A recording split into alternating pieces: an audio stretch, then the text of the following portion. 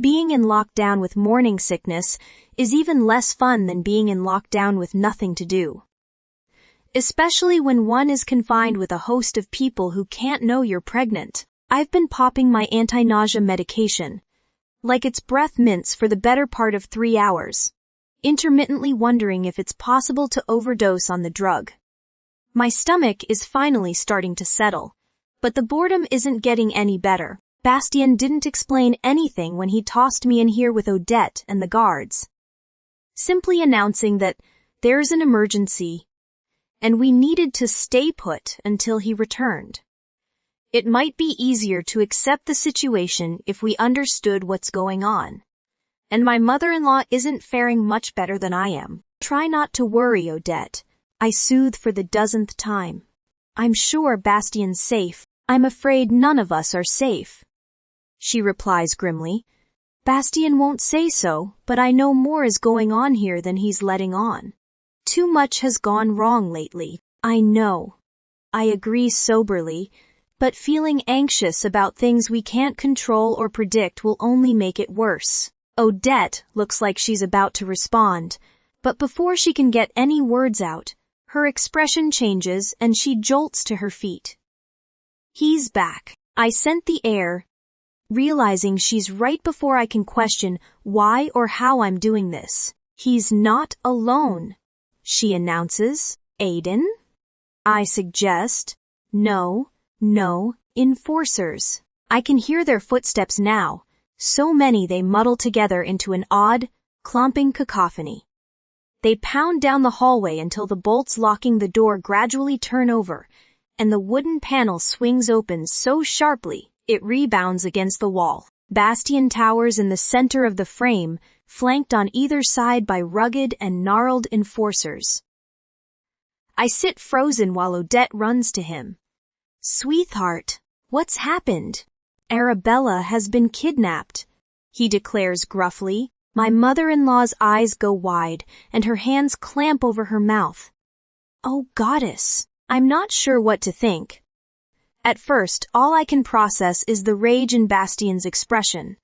He must be out of his mind with worry, not to mention infuriated someone would do such a thing. Then I wonder who would possibly be dumb enough to kidnap the Alpha's future wife, thinking of the Gemini wolves and their provocation at the memorial, as well as Gabriel's still unknown murderer. Yet underneath it all, doubt niggles at my mind.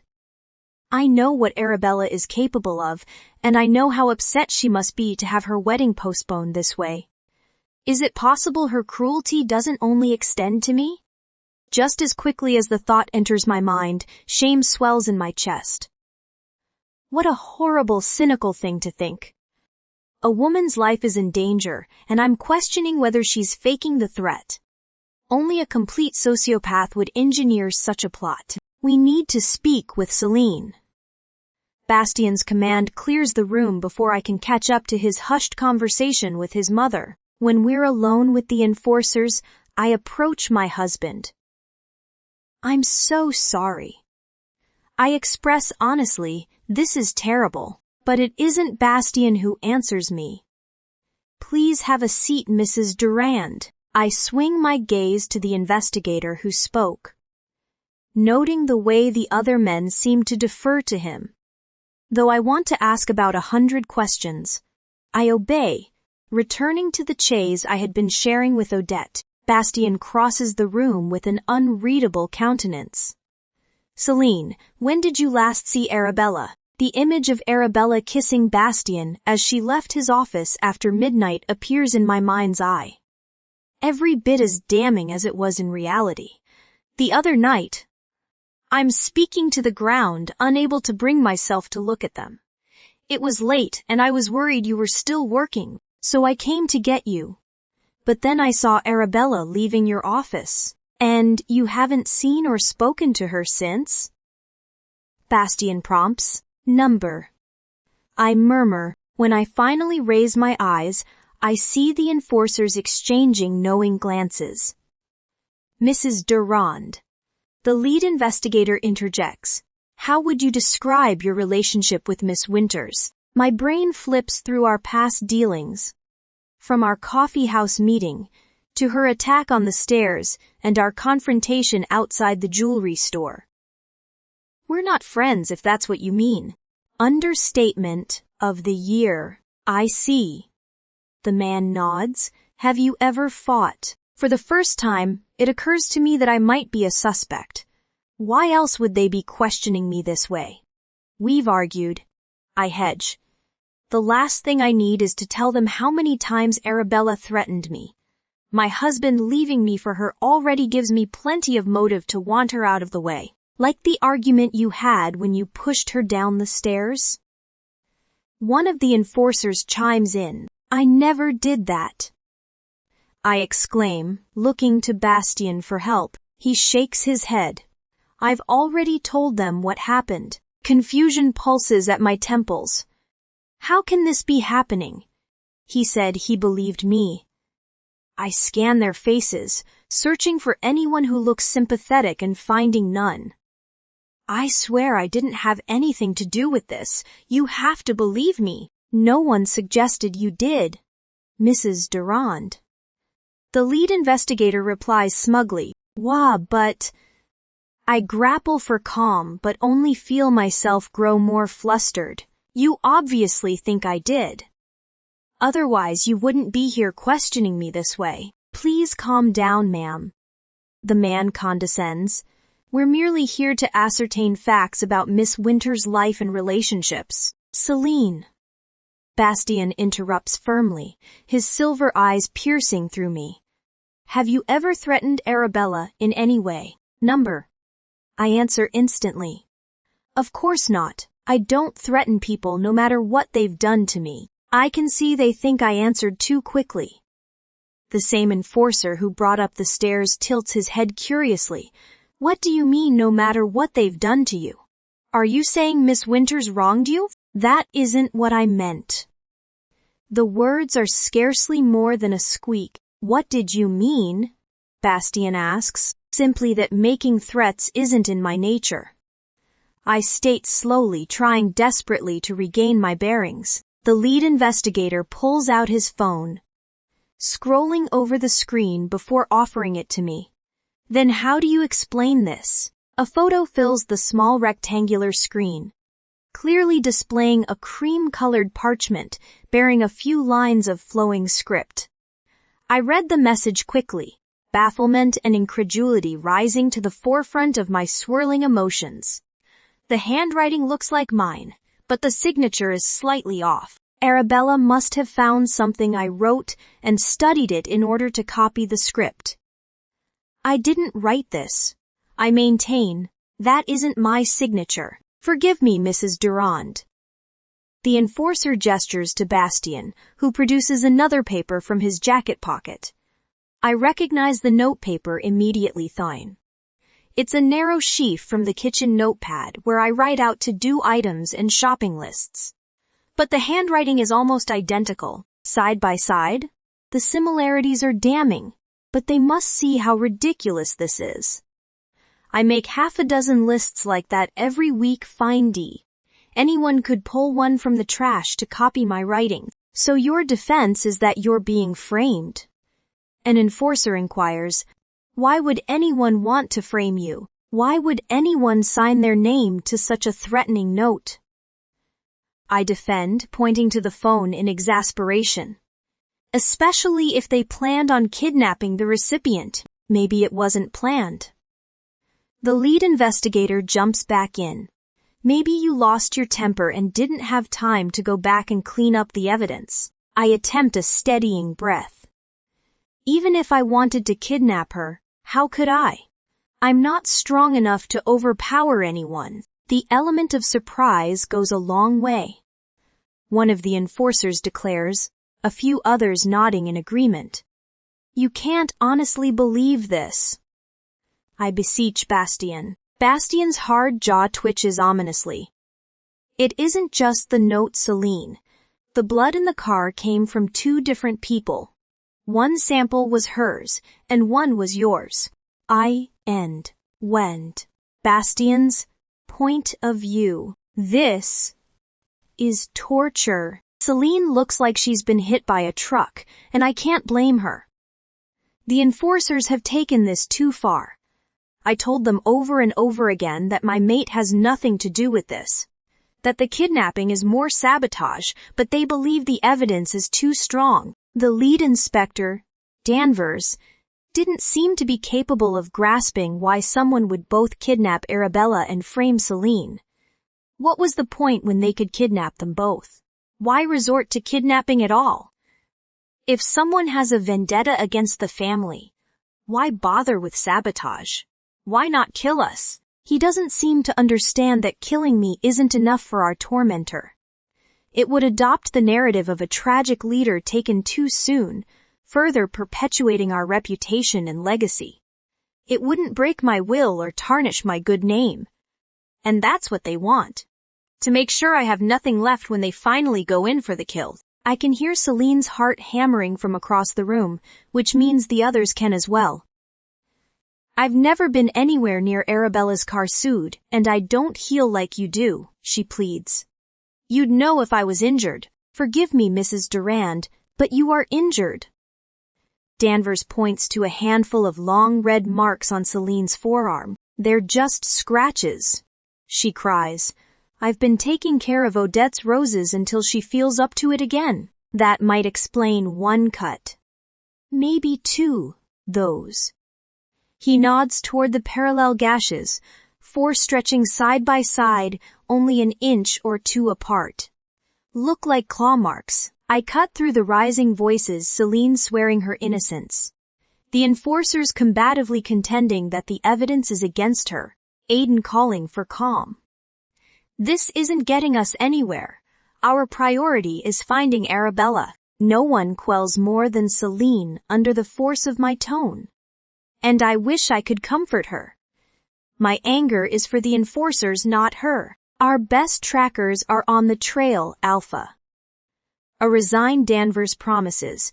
I've already received word that the men you sent rendezvoused with the team. They followed Bella's scent to New Town. Aiden confirms then.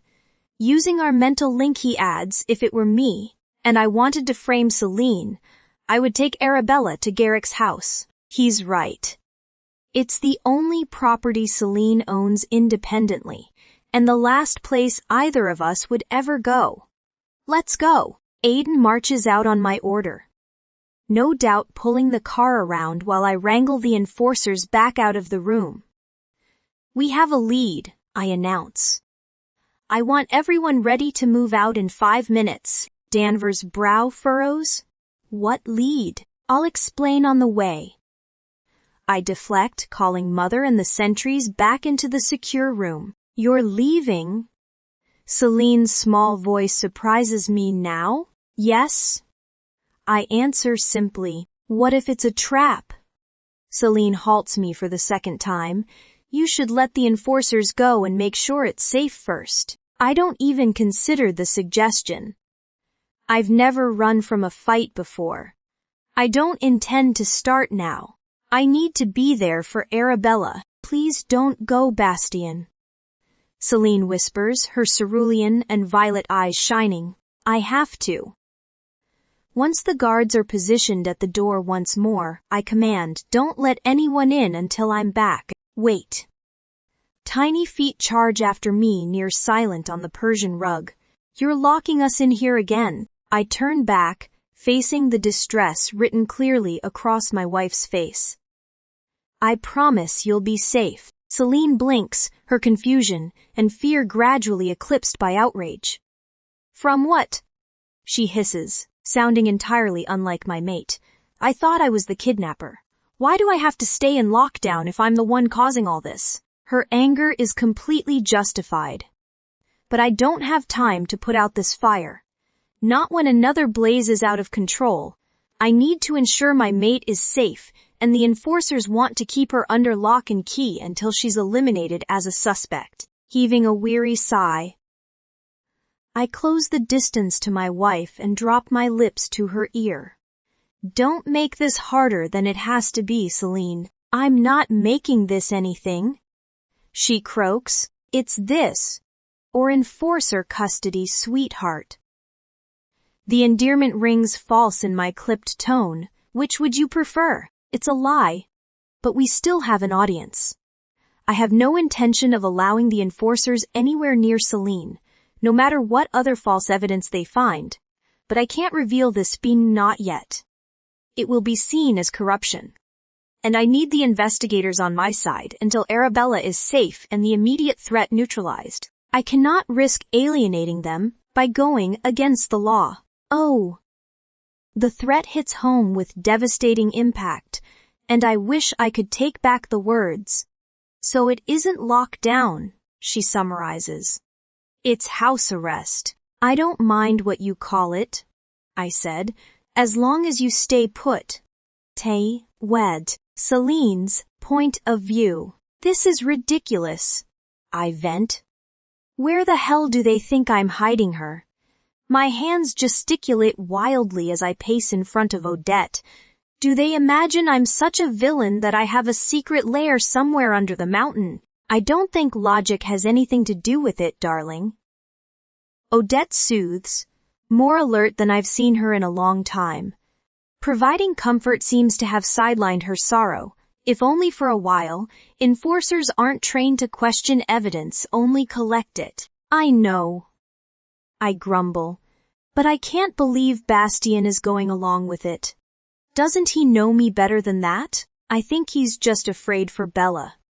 She asserts, he's always had a blind spot when it comes to her. Truly though, I harp on, unable to let the issue go. Let's assume I wanted to kidnap Arabella and actually found a way to accomplish it. Where could I possibly put her? What am I supposed to be doing with her? There's no ransom and no body city. And I've been here basically 24/7 since before she was taken, so it's not like I can be off torturing her. The words pour out of me in a frenzy, and they'd know if I hired someone to do it for me because all of my money is Bastien's. You're right. She agrees, sitting up with a look of dawning light on her face. The only things you have are Bastien's. Well, thanks for putting it so gently. I mutter. Odette ignores my sarcasm, pulling me into the bathroom and out of the guard's hearing. The cabin, she murmurs. The pack house isn't technically your property because it transfers to any alpha, but the cabin is in Bastien's in your name. It's the only place they could tie directly to you. And no one has been up in ages. I fight the urge to jump up and down in excitement.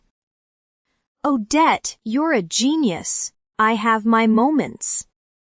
A sly smile stretches across her face.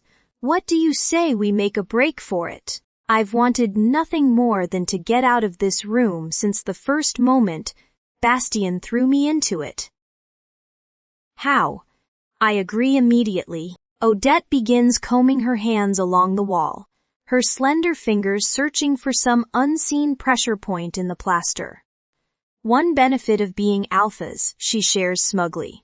We get to know the escape routes, even the guards don't. As her lips close around the final word, the wall clicks loudly, and a hidden doorway slides open before us. Sweet relief fills me, accompanied by only a fraction of frustration. Why didn't you show me this 5 hours ago? Odette shrugs. That was before. Now we know you aren't in any danger, Seven. They can't blame you for the kidnapping and attack you at the same time. I catch her arm as she lifts her foot over the threshold. What about you? Don't worry about me, sweetling. She pats my cheek and flashes her fangs. Gabriel wasn't the only one who ruled this pack with an iron fist. The lights are off. I frown, peeking over a mossy boulder beyond the tree line of the cabin's clearing, and I don't hear anything inside D or smell Arabella. Odette is hunkered down beside me, her wolf glowing through her eyes. All wolves seem to rise to the surface in the forest, and being near them when it happens makes me ache for Luna, no matter how long I've been without her. I can almost imagine I feel a stirring in my own blood, a spark of fire in my empty heart. I don't even feel nauseous here. For the first time since I found out about the baby, not even a sliver of discomfort assails my belly. It's odd to feel so suddenly light when we found not, but disappointment. Damn. I huff. I was really hoping she'd be here. It seemed like the only explanation. I know. Odette frowns.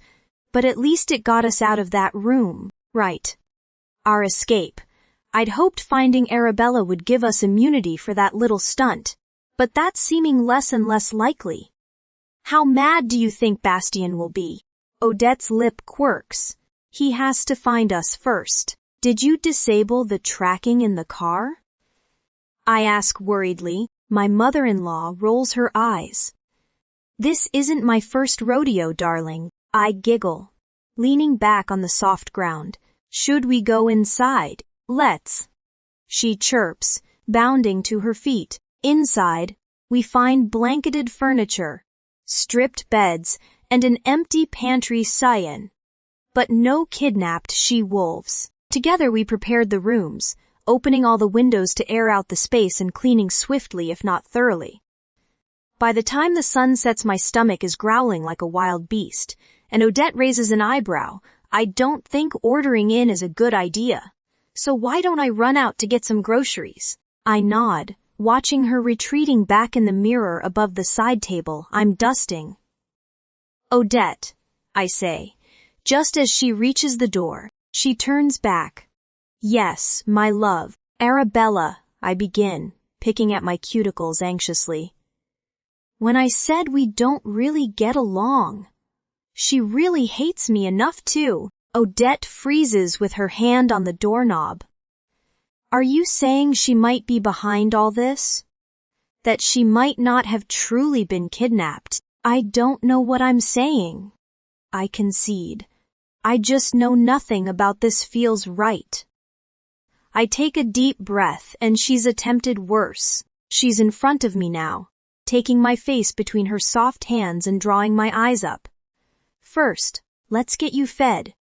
Then we'll sit down and you can tell me everything. I hiccup and nod, accepting a hug before watching her retreat to the door again, disappearing beyond and driving away with a flash of headlights. I'm only just realizing she's left her phone on the kitchen counter. When I hear a knock at the door, I don't need to see the flash of blonde hair or smell the cloying perfume to know who stands on the other side. Arabella. But the moment I see Arabella on the other side of the door, I know this night will be my last. I felt this way once before, the day I tried to provoke Garrick into killing me. However then, I had nothing to live for, and nothing to lose. Now things are very different. I may not have much, and my life might not be worth fighting for, but my baby's certainly is. I pull the door open, surveying the she-wolf waiting on the other side. Arabella looks as perfect as always, her voluptuous curves swathed in expensive fabrics tailored to highlight her considerable assets. Her makeup is flawless, but her lovely features are twisted into a sneer. Can't you ever do what you're supposed to? She says by way of greeting. Excuse me, I retort, blocking the entrance. Arabella pushes past me into the cabin. I had everything planned out so perfectly, she exclaims. The crime scene, the threat, your blood. She throws her hands up in exasperation. But you're like a cat with 9 lives. No matter how many times I knock you down, you keep getting back up. Alarm bells blare in my mind. She wouldn't admit all this if she planned on letting me walk away. I don't think I'm as resilient as you believe. I grumble. They want to arrest me. And yet here you are. She snipes. Safe in the family cabin. My family, not yours. I have every right to be here. I whisper, until the rejection at least. The rejection. Arabella mocks, and when will that be? It might have already happened if you hadn't been so impatient. I skirt around her, painfully aware of how vulnerable I am. If she shifts, it's all over for me. He doesn't want me. I remind her thickly, so why do you feel so threatened? He married you, despite not wanting you. He put his true love aside in the name of obligation. That's who he is. Arabella hisses, surely I don't need to tell you why I feel threatened now, when the mother of all obligations grows in your belly, scrambling for distractions and praying I can stall long enough for Odette to return. I ask, how did you get my blood anyway? You can thank the hospital for that. Arabella snorts, the hematology lab's security isn't exactly state-of-the-art. The hospital? Just how long have you been planning this? I blurt incredulously. Arabella shoots me a pitying look. Oh, you poor, simple girl, she scoffs. I've been planning this since the day you stole him. She bares her pearly white teeth, which means I have 3 years more preparation than you do. So why don't you do us both a favor and give up now? Tente, Dwy, Bastion's point of view. Another dead end. Bricks shatter as I throw my fist, full force, into the wall, sending stone and dust flying. Take it easy, brother. Aiden encourages, warily patting my shoulder. The more possibilities we cross off, the closer we get. Narrowing options only works when there's a finite number. I snarl, flexing my bruised and bleeding knuckles. We're looking at an endless list of permutations, and we don't have time to work through them. Arabella is missing. Celine is being set up to take the fall. My mother is barely hanging on by a thread. The pack is on the verge of overthrowing me, and my father's killer is out there, freely roaming my city. Axel is writhing and snarling in my chest, fighting to be free of my human form. Aiden appraises me for one long moment, no doubt reading my every thought. After a moment he makes a single, decisive nod. Let's go for a run. I don't need to be asked twice. Within seconds our clothes are in a pile on the ground, and our bodies are no more than streaks of fur darting through the dense woods. My heart pounds, racing faster and faster as my legs stretch out beneath me, pumping adrenaline through my veins with intoxicating fervor. I run until my legs feel disconnected from my body, until all my limbs feel like jelly and my lungs are gasping for air. I run until every horrible stressor weighing on my shoulder is forgotten, and the only things that remain are Axel and the night sky. Aiden fell behind after the first few miles, but when I finally collapse at the edge of a cliff overlooking the lake, he eventually catches up. Slumping down next to me, we lay in breathless silence until the moon is high overhead. I know it's a lot. Aiden finally acknowledges, ignoring my derisive grunt. But anything would seem overwhelming taken all together. You have to tackle your problems one at a time.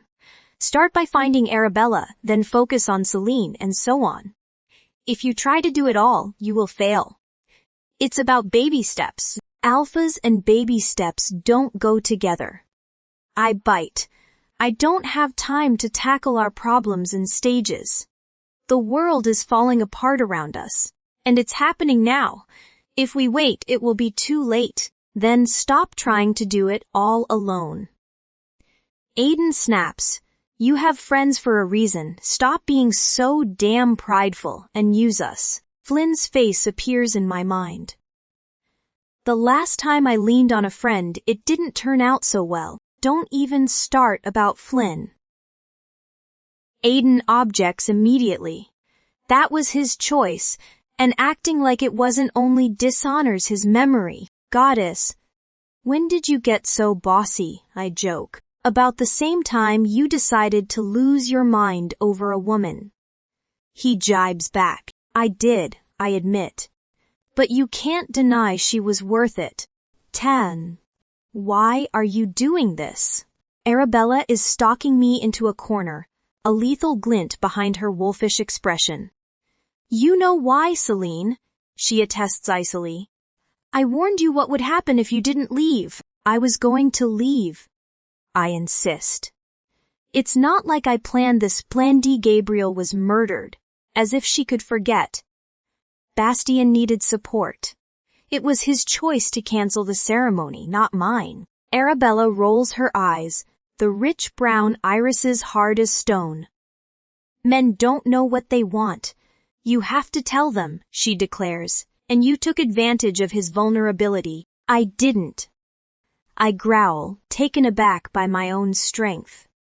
I love him, I only want what's best for him. Goddess above, the blonde jeers. What do you know about love? You're not even a whole person. Her claws extend and she studies them ominously. Honestly, you should thank me for putting you out of your misery now. It would be a tragedy if you actually had that baby. She smirks. After all, what could a halfling possibly offer a child? It's better off dead than it would be having you for a mother. You're wrong. I retaliate. I may not have a wolf, but at least I still have a heart too. Which is more than you can say. I don't need a heart, Celine. Arabella taunts. I have beauty and brains. Assets that are going to be in your husband's bed every night as soon as you and your brat are in the ground. My heart drops below my navel as her words hit home. I have to find a way out of here, but it's not possible for me to outrun or overpower her. You should hear the way Bastien talks about the future. How excited he is to be rid of you. Arabella presses on. Granted, he may not know how he's going to be rid of you, but the end result is the same. If he finds out you killed me, he'll never forgive you. I argue. He considers protecting me his responsibility. That was before you kidnapped and tried to murder the love of his life. Arabella cackles cruelly. You see, I could just slit your worthless throat. But I have to make this look like an accident. As justified as I would be to kill my kidnapper, I don't want Bastien to think me capable of the same sort of heartless violence you inflicted on me. She feigns an exaggerated pout. I suppose you learned it all from your stepfather. It just goes to show that no one ever really survives that sort of thing with their sanity intact. Her nasal voice goes hoarse as she slides Odette's phone off the counter, slipping it into her pocket. I'll try not to judge you. After all, it wasn't really your fault, Hefty. You were a victim too. But I'm afraid the wounds just run too deep. I keep my back steadfastly against the wall. Realizing Arabella must think Odette's cell is mine, she cannot see my own phone tucked snugly in my back pocket. What are you going to do? I question shakily. A savage leer transforms her beautiful features into something truly horrible as she stalks me into the linen closet. My shoulder blades collide with shelves of sheets and towels, and Arabella draws a box of matches from her purse. I'm going to give the Durans a chance to renovate this disgusting cabin. Before I can say another word, the door slams in my face, followed by a loud click as the lock turns. I smell sulfur as Arabella lights the first match. As orange and red light begins to dance through the crack in the door and smoke fills the air, Arabella's parting words float back to me. Say hello to Gabriel for me. My body crashes into the door with a dull thump, and I bounce away from the wood for the dozenth time. If I ever get out of this tinderbox, I'm sure I will have bruises all down my sides. But getting out is seeming less and less likely. I did not waste a single moment after Arabella locked me in the closet, immediately beginning to scream and yank at the immovable doorknob. When that didn't work, I tried climbing the shelves to reach the vent in the ceiling, but they collapsed beneath my weight and built a veritable pyre of linen on the closet floor. At least when the fire reaches me, I'll go fast. A sob wrenches from my throat. True terror enveloping me as the reality of my circumstances set in. When Arabella first struck the match, I thought only of what I must do to escape. I did not let myself dwell on what would happen if I failed. I did not contemplate the agony awaiting me. I throw myself into the door again and again. The prospect of burning to death riddling my body with panic and adrenaline. As smoke slips beneath the crack in the door and clogs the air around me, I remember my phone, yanking it from my pocket with shaking fingers. I fumble for the touch keys, my lungs already burning with acrid smog. Bastien's number flies from my fingers on autopilot, and I strain to hear the tinny ringing over the rising whir of flames. The temperature is rising every second, and blazing orange light now shines through every crack in the door. Pick up, pick up, pick up. I beg as prayers race through my mind. Please, I implore the goddess internally, do whatever you want with me, but please don't do this to my baby. Please don't take it too. The line rings and rings, chiming in my ear like a relentless death knell. Please, Bastian, I shout into the roaring inferno. I need you. Sendai. Shu. Bastian's point of view. The moon and stars have disappeared behind black clouds, as if the goddess can hear my grim thoughts and is reordering creation to match them. Aiden still sits beside me, a hulking gray wolf gazing longingly into the trees, hoping for signs of prey. Ambient light from the city radiates a golden halo over the ridge at our backs. But the wild mountains before us lie in full shadow.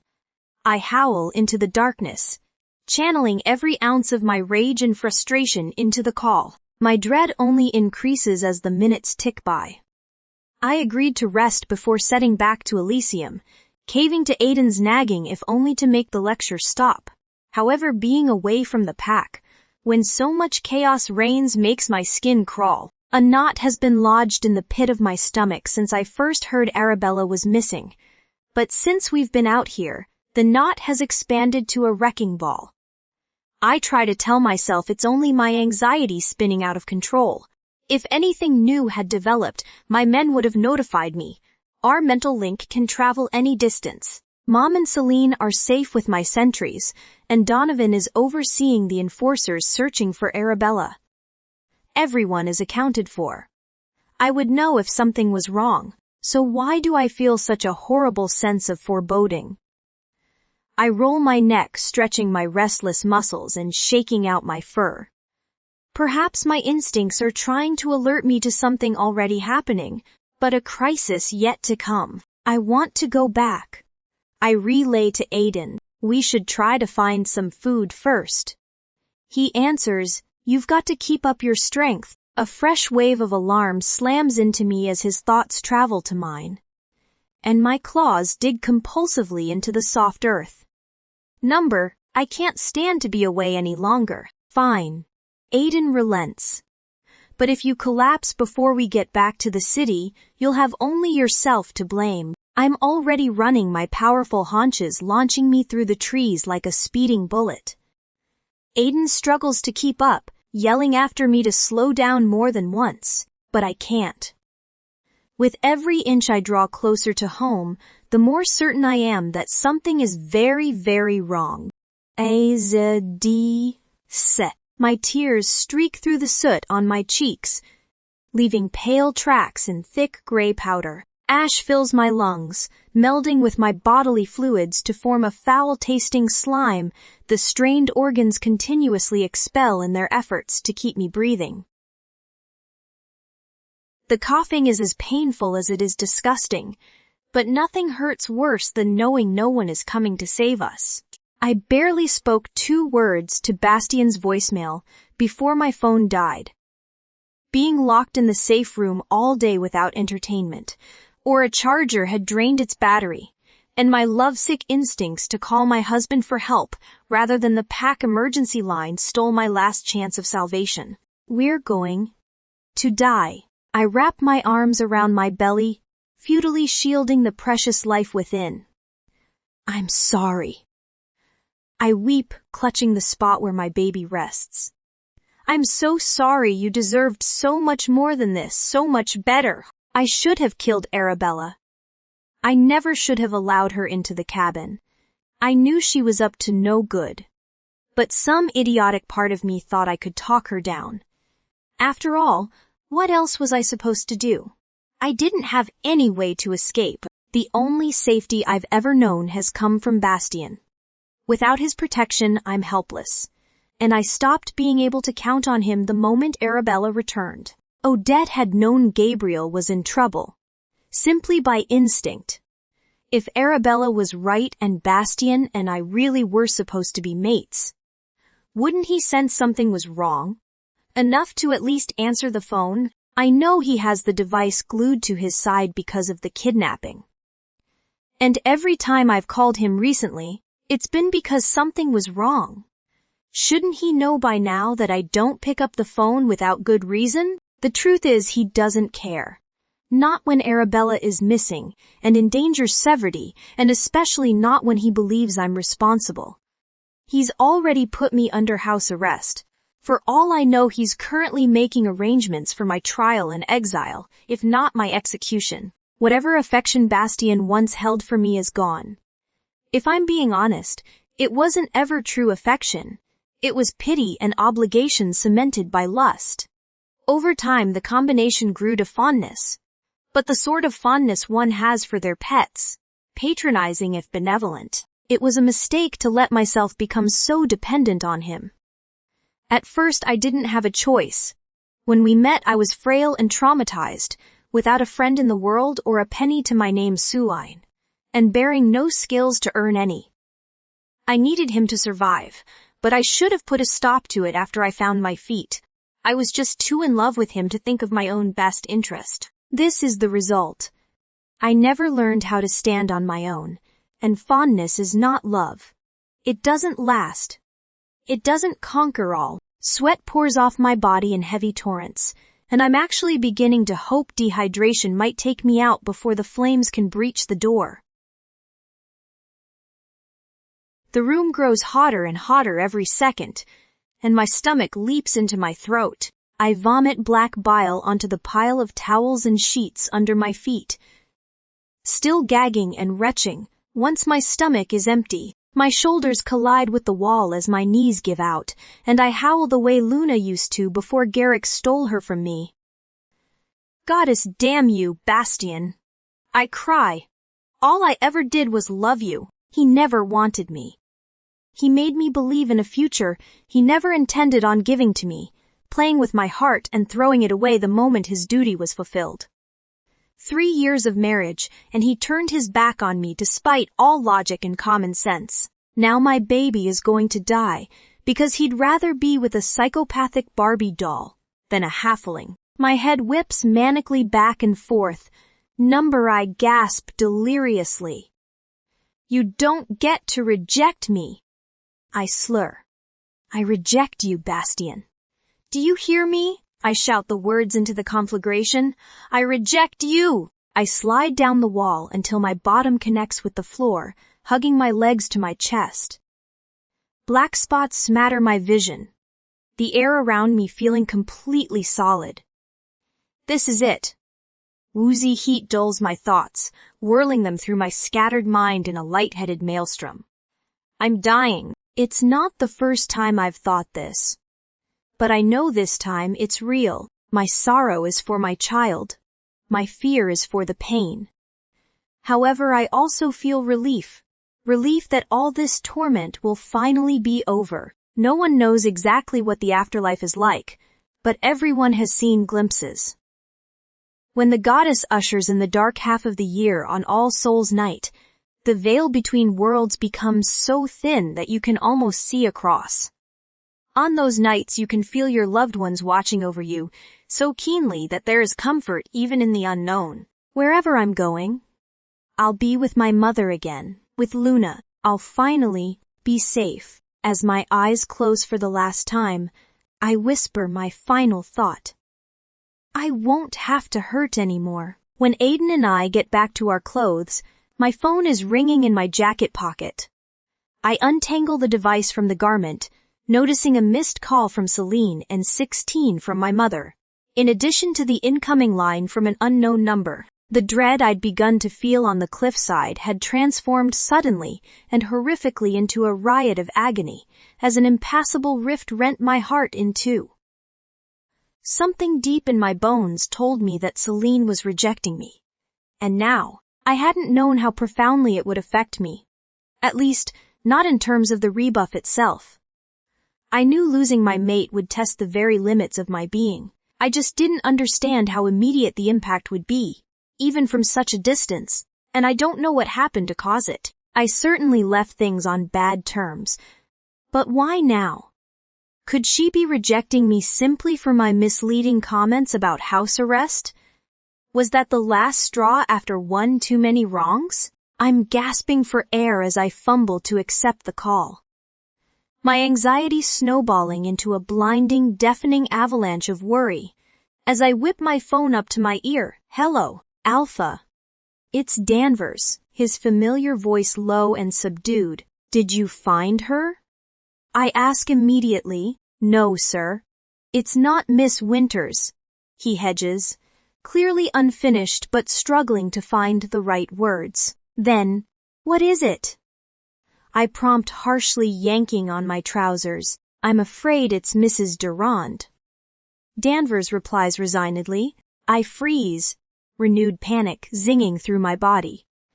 Though Axel was just in control mere moments ago, he's already clawing to get out again.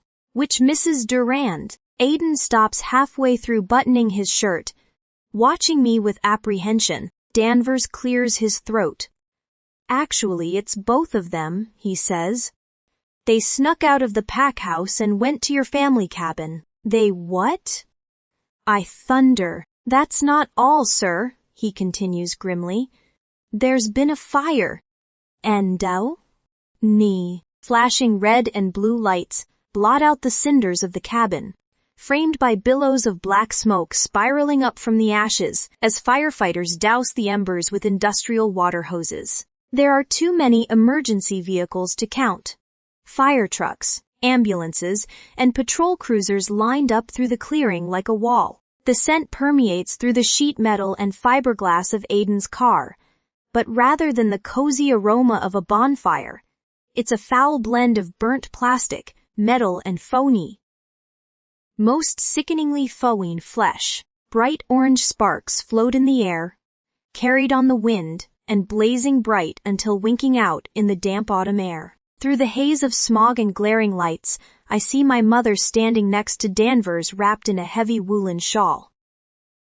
I can hear her weeping even from this distance, then meet her bloodshot eyes when her head turns in my direction. I charge toward them through the raining ash, taken aback when my mother begins retreating rather than moving to meet me.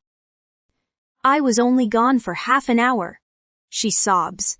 I don't know what happened. Everything was fine when I left. Where's Celine? I demand, aching to comfort her but unable to focus on anything until I know where my mate is. Bastien.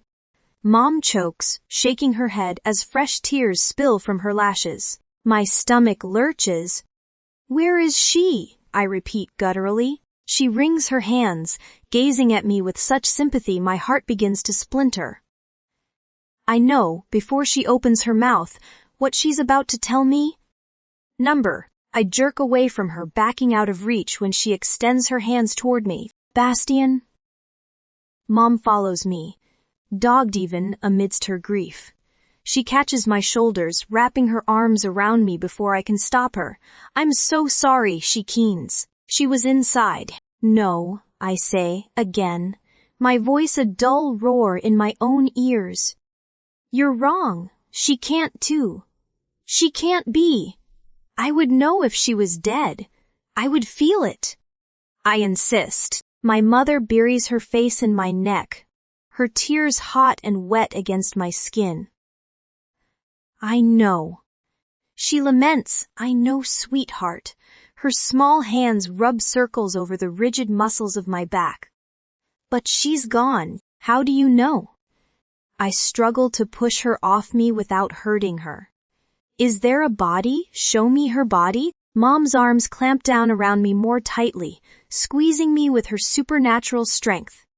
They already took it, she whimpers. It's at the morgue. Tanned.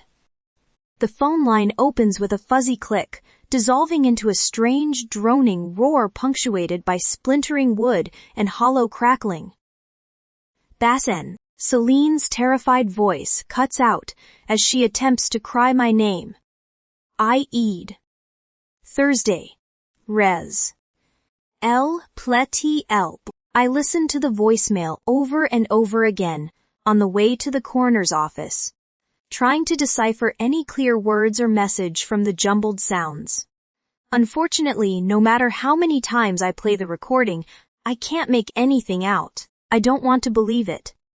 I can hear the fire in the background, and I've seen what's left of the cabin, but I cannot fathom that Celine might be dead. She was clearly in trouble, but that doesn't mean she's gone. After all, her phone cut out Sue. If it ran out of battery, she could be trying to find help this very moment and simply unable to call me again. She isn't dead. Axel says for the 1,000th time, I would know. How did this even happen? How did the fire start? And if Celine really was in the cabin when it began, why couldn't she get out? The obvious answer is too horrible to contemplate. My hands curl into fists, clenching and unclenching compulsively as the city flies by out the window. She isn't dead. I think again she can't be. Then, whose body did they find? A small, cruel voice in the back of my mind wonders. And why did she reject me? If not for failing her when she needed me most. My mother's hand closes over mine, squeezing gently. I return her affection, but I refuse to look at her. I can't bear to see her guilt and pain. I can't bear to hear her apologize again, or say my mate is gone. Why did you leave the house?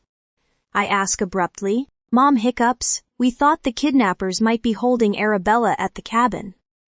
She explains hoarsely. It seemed like the only place they could pin to Celine. Garrick's house never occurred to us, I didn't even realize she owned it. Owns. I hiss, shaking off her hand. Why didn't you go back when you realized you were wrong? Because the cabin was a right side nicer than being locked up with a bunch of enforcers. Despite her words, there is no venom in her tone. I didn't think. I never imagined, she trails off. The enforcers were there to keep you safe. I groan, to prevent something like this from happening. You told us they were there to keep her in custody. Mom exclaims. That was a cover. I explode. Somebody is trying to destroy this family any way they can. I lied to the enforcers to appease them, and to avoid frightening you. How were we supposed to know that? She cries. You accused Celine of kidnapping Arabella. That isn't true. I refute hotly. I let them question her, that's all. I know she didn't have anything to do with it. She can't possibly believe I thought otherwise. Well, she did. Mom informs me thickly. She believed you were against her.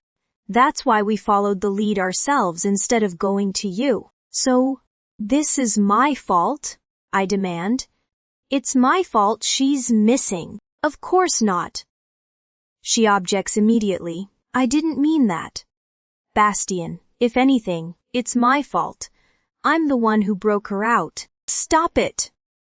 Aiden barks from the front seat. None of this is either of your faults. The only person responsible is whoever lit the fire in the first place. Celine knew you loved her, both of you. Stop talking about her in the past tense. I order harshly. Tense silence fills the car for a long moment, until my mother returns her comforting touch to my arm. Bastien. She broaches gently, the salty scent of her tears filling the small space. I don't want it to be true either, but the longer you deny it, the more painful it will be to deal with. She cautions. You need to accept it.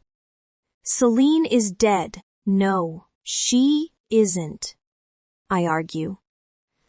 Until the doctor says otherwise, we have to assume this is another trick. The car rounds the corner and the hospital comes into view, its glaring lights stinging my eyes. She's not dead. Hey, Chu. What?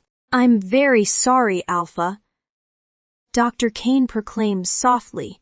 The DNA was a match. Number. I stand firmly. It can't be. The man offers me an infuriatingly sympathetic look. I'm afraid the tests don't lie, sir. Reason wars with my denial, and I conjure a last resort to maintain my stubborn refusal. I want to see the body, I command. Mom's eyes widen. Sweetheart, I don't think that's a good idea. Aiden interjects. You should heed their advice, sir. Dr. Kane sighs. Mrs. Duran's remains are unrecognizable. Seeing them would only cause you further distress. I want to see the body. I repeat authoritatively, as you wish. Alpha. Dr. Kane pushes open the morgue's heavy double doors, leading me into the stark, chilly room with solemn finality. Aiden follows at my side, his bearing rigid with agitation. Don't do this. Bastian, he pleads in my head. Don't torture yourself this way. I have to do this. I think back, watching the doctor pull one of the locker doors open and slide a gurney from the refrigerated compartment. A crisp white sheet covers the slab, draped over a small round lump rather than the typical shape of a prone body. He gingerly pulls back the covering, and my heart falls out of my chest, clattering to the ground at my feet. A tiny, burnt husk is all that remains of my mate, her blackened limbs curled into a fetal position. Her scent is gone, replaced by the noxious perfume of soot and smoldering decay. My legs give out, and I crumple to the floor, smashing my disembodied heart to bits as I finally acknowledge what can no longer be denied. She's gone. Axel hasn't made a sound in days.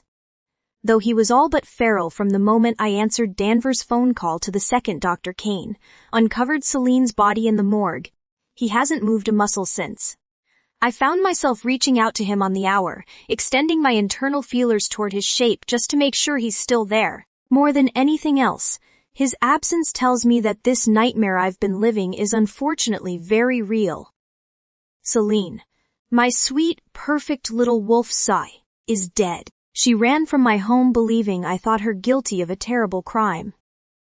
She fled my protection because I made her think it was persecution, and died alone and afraid. My father's death nearly destroyed me. But my mate's has annihilated me completely. Everything that used to matter to me has ceased to be important. Suddenly, I don't care if I'm the alpha. I don't care if the pack falls to ruin. I don't care if Arabella is found. I don't even care if I live. I do not recognize myself. And I don't feel the need to find the man I once was, nor create a path forward for the wretch I've become. At first I took to the forest, but when I discovered that I could not shift, I returned to the pack house and locked myself in my rooms. My mother, Aiden, and Donovan have all tried to persuade me to return to the land of the living, but I have no interest in being there without Celine. Even now, when Aiden is outside my door with news that might have sent me running last week, I want nothing more than to disappear. The enforcers think they've found Arabella. He calls through the heavy wood panel. Fine. I respond blankly, refusing to pull my attention from the picture frame clutched in my hand. Go get her. Not without you. Aiden huffs out a frustrated breath. We need you to lead us. You don't. I counter, tracing Celine's shape in our wedding photo. Just bring her home. Donovan's voice sounds alongside my friend's deep and familiar, evoking memories of my father. Alpha, this is your duty. You made a vow to Flynn and your father to care for Arabella, to safeguard the pack. Do not disappoint them this way. Do not break your word. I also made a vow to protect my mate. I lash out, flinging all my anguish and fury in their direction. I broke the most sacred vow I ever took. How can you possibly think I care about lesser promises now? A promise is a promise, Aiden chastises. You'd never forgive yourself if something went wrong with the rescue and you weren't there to help us. Then that's a risk I'll have to take. I snap, wishing I could pull my mate out of the photo and into my arms. A brace of muffled grumbling meets my ears, too low to decipher without strained sievin, and I don't care enough to try. If you won't do it for honor, do it for intel. Donovan finally proffers. If we can recover Arabella, there's a good chance she can lead us to the kidnapper. This is your chance to find your father's killer, and Celine's. His words rouse a prickle of interest in the far reaches of my mind, even as I brush them aside. If she could identify them, they would never let her live. None of their other targets have survived. He reminds, I doubt they planned on letting her live. We just beat them to the punch this time, drained and disheartened. I drag one hand through my hair. What makes you so sure we can even get her back? Because, Donovan announces assuredly, we've already got eyes on her. And enforcers huddle around Arabella, wrapping her in emergency blankets and patting her back while she cries. Her nose and cheeks are swollen and splotchy, her flushed skin wet, with tears and her willowy frame shaking with fear and relief. It was so awful, she wails, clinging to Danvers' burly shoulders. He said he was going to kill me. He promised to make it hurt. Danvers makes a soft shushing sound, helping her sit on a nearby park bench. Can you tell us anything about the man responsible? What he looked like? Anything he told you about himself or shared about his motives? I watch from a few feet away as Arabella swoons into another fit of sobs. I should feel guilty for not being more concerned. Indeed, under any other circumstances I would be absolutely horrified by my apparent apathy when someone I care about is so clearly suffering. Yet I can't bring myself to conjure any feelings other than relief that Arabella is safe. I don't have room in my heart for anything but mourning Celine. And as fond as I am of Arabella, I've known for a long time that those feelings come down to my love for Flynn, rather than any true affinity for his sister. More horrible still, part of me blames Arabella for my mate's death. It isn't fair in any way, shape, or form. She didn't ask to be kidnapped, but if I hadn't been off looking for her, I would have been there when Celine needed me. She and Mom never would have gone to the cabin. She would never have been implicated in a crime or doubted my belief in her. She would still be alive. All the time I spent worrying about Blaze Denizen, trying to protect her from bounty hunters and power-mad dictators. And it was all for nothing. The real danger was right under my nose the whole time. I never saw it coming, and my mate paid the price. I never saw his face. Arabella's voice drags me back to the present. He wore a mask, but he said Bastien has only himself to blame. Her big brown eyes lock onto me, her lower lip caught in a trembling pout. He said you don't deserve to be alpha. He said you have blood on your hands, and he's going to come at you until you know how it feels to lose everything. He said this is only the beginning. Celine's point of view. My lashes flutter, dappled light dancing through my eyelids as the afternoon sun bathes my skin in golden warmth. My senses gradually return, filling in the world around me with crisp air, damp earth, and the familiar smells of moss and evergreens. Verdant mountains appear when I finally open my eyes. The cold ground beneath my cheek littered with fallen leaves and sprawling tangles of knobby roots. A fluttering breeze carries birdsong to my ears, along with the babbling of a distant brook, enveloping me in the sounds of the wild woodland. I know this place. I think with languid bliss, carefully pushing myself up to examine this new plane of existence. It looks so like the forests around Elysium. The forests I grew up exploring with Luna, the forest where Bastien found me in my darkest hour. It's right, I decide, that the other world should take the shape of those beloved stomping grounds.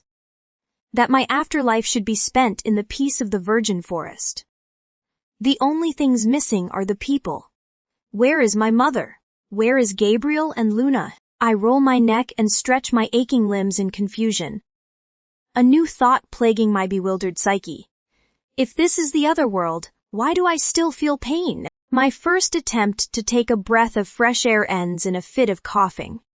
My weary body evacuating cinders and sediment from my chest in a vile deluge. Surely the fire could not have followed me into the afterlife.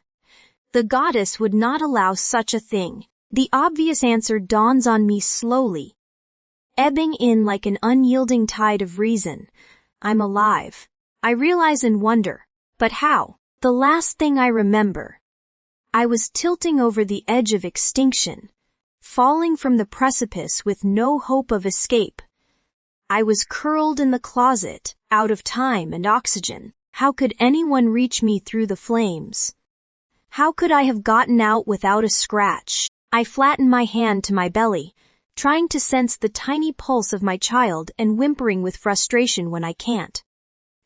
If only I was far enough along to feel it moving, then I could know it was all right without the help of a doctor. However, I don't see any blood or stains on my clothes to indicate a miscarriage, only soot and ash. Surely, if the baby had been harmed, there would be some signs. I shake the cobwebs from my head. I need to figure out where I am. I need to get to safety. Then I can worry about doctors and everything else. I find my feet, following the sound of the stream, my parched and burning throat begging for cool, clear water. I stumble through the undergrowth, making it only a handful of steps before I hear voices in the distance. I freeze, cocking my ears toward the sound. Did you hear? A woman's voice questions with excitement. The Nova Alpha just lost his mate. She died in a fire. You're kidding. A second woman answers, that's horrible. I know. I swear, everything I hear out of their territory lately sounds like chaos. She sighs. Murders, brawls, kidnappings. Now this. If you ask me, the Novas are on their way out. I must not be in Nova territory anymore. In some ways that's good to be, in others, it's a disaster. Neutral territory is just about the most dangerous place for a lone female wolf, and I'm not even that. Before I can second-guess myself, I bolt towards the women's voices. I need help. I need to find allies, and I don't want to wait around for the next passers-by, who are more likely to be rogues than innocent travelers. I topple out of the trees and onto the path in front of the gossiping wanderers, taking in their surprised expressions and expensive hiking gear. One of them, a pretty redhead, approaches me with clear concern. Are you all right? I need to get to Arrow's territory. I blurt out, whipping my gaze between them frantically. Can you help me? The mountains seem to go on forever. I never realized how much distance is between the pack territories until now. Of course, most people don't travel on foot anymore. In a car, the journey would probably take a day or two. On foot, it drags on for 2 weeks. I might enjoy the adventure more if my situation was different. The landscapes around me are beyond compare. But I cannot enjoy their beauty sight, not when I'm constantly looking over my shoulder. I know everyone in Elysium thinks I'm dead. But part of me is still afraid Arabella might be coming after me. Was she fooled like all the others? Was she watching when my mysterious rescuer carried me from the flames? Though I'm no closer to understanding who saved me, I know this is the only explanation for my survival. I was unconscious, and on the verge of death.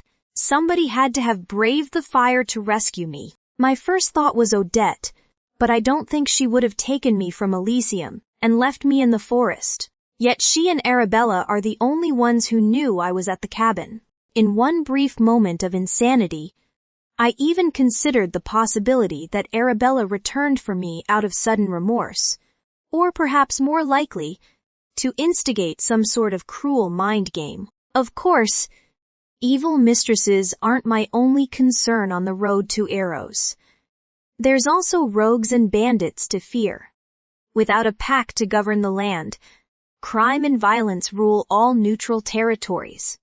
No one is safe where anarchy reigns, but especially women traveling without protection. The hikers who came to my aid when I first woke in the forest, a pair of Vega wolves named Chloe and Annie, have been nothing but lovely to me. They lent me clothes and shared their supplies, even changing their planned route in order to help me reach my destination. Though I haven't shared my story with them, or even revealed my true name, they have not pried. It seems this is one of those unspoken bonds of womanhood. We do not need to know why one of our fellows is on the run to help them.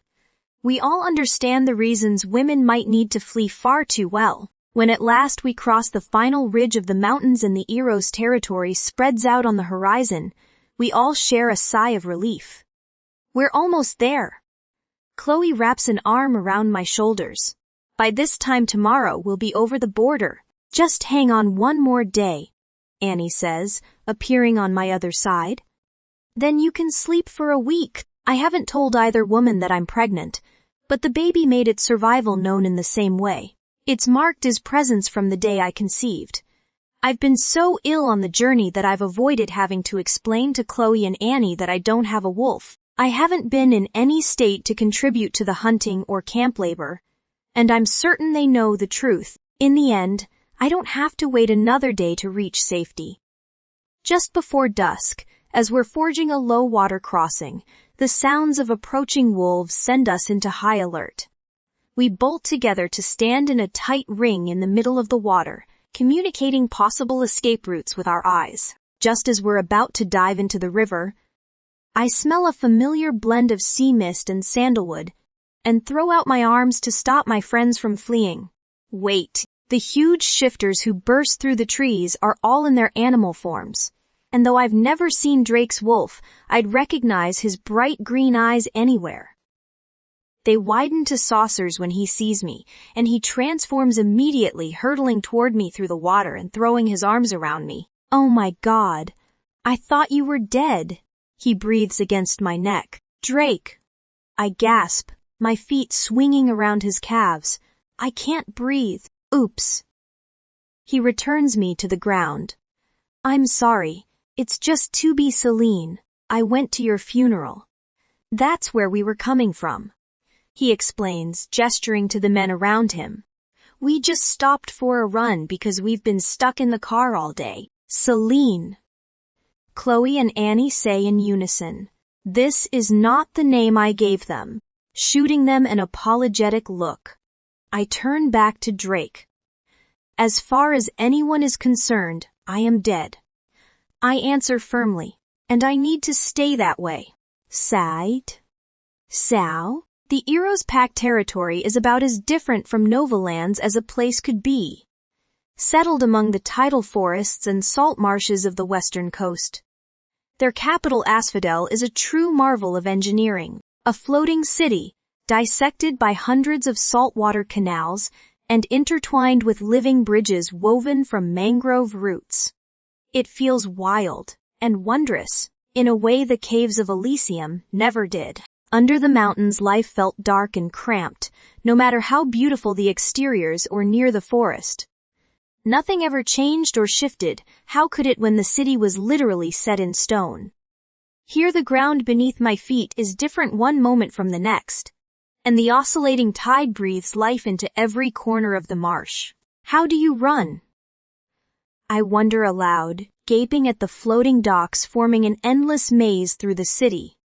The Eros wolves are known for their speed, but I cannot comprehend how they could develop such skills without solid land. Drake grins widely. There's a reason we're the fastest pack on the continent. He boasts good-naturedly. When you spend your life running on water, running on land is child's play. Laughing feels so foreign to me. But don't you get frustrated having to always stay on paths? And what about hunting? Well, we do go inland sometimes. He allows, nodding toward the water on our left. But there's plenty to hunt here. At that moment, a large velvety snout breaks the surface of the blue-green lagoon, followed by gentle eyes and a very round body. My eyes dart back and forth between the animal and Drake. What is that? We call them sea cows. Drake explains, chuckling at the expression on my face. You eat them, I exclaim, horrified that they would harm such a peaceful-looking creature. I'm only teasing, he admits, then shifts his predatory eyes to the mangroves on the other side of the canal. The crocodiles on the other hand. I gaze at the huge reptile. Suddenly understanding how the Eros pack earned its reputation for being so tough. They aren't the best fighters on land, but I'd be willing to bet they own that title in the water. I had no idea. I admit, positively reveling in the sights around me. I've never been anywhere but Elysium. The world is full of amazing places. Drake agrees. You can go anywhere now. I shake my head. I'm in the same position I was 3 years ago. I'm free, but I have nothing. I sigh. This wasn't how I planned on leaving. It doesn't have to be the same. He replies as we stroll through the wetlands. I'll help you get started anywhere you wish. I'd like you to stay here, he confesses with a wink. But if you want to go somewhere else, I'll take you. We'll get you settled, find you a job some way. You can build your own future rather than depending on a man to provide it. I still don't understand why you would do that for me. I revealed doubtfully. The last time I asked, he didn't really give me an answer. He simply redirected with a question about my inability to trust, because I can't think of anyone alive more deserving of help. Drake responds simply, and because I believe you could be anything you put your mind to if you simply had the opportunity. The Eros pack can always use more good people. I study him for a long moment, from his raven hair and emerald eyes to his disarming smile and chiseled body. After a minute or so, I find the courage to ask, "What's wrong with you?" "What?" He blinks. "This all sounds too good to be true." I sigh. "No one is this nice." Drake frowns.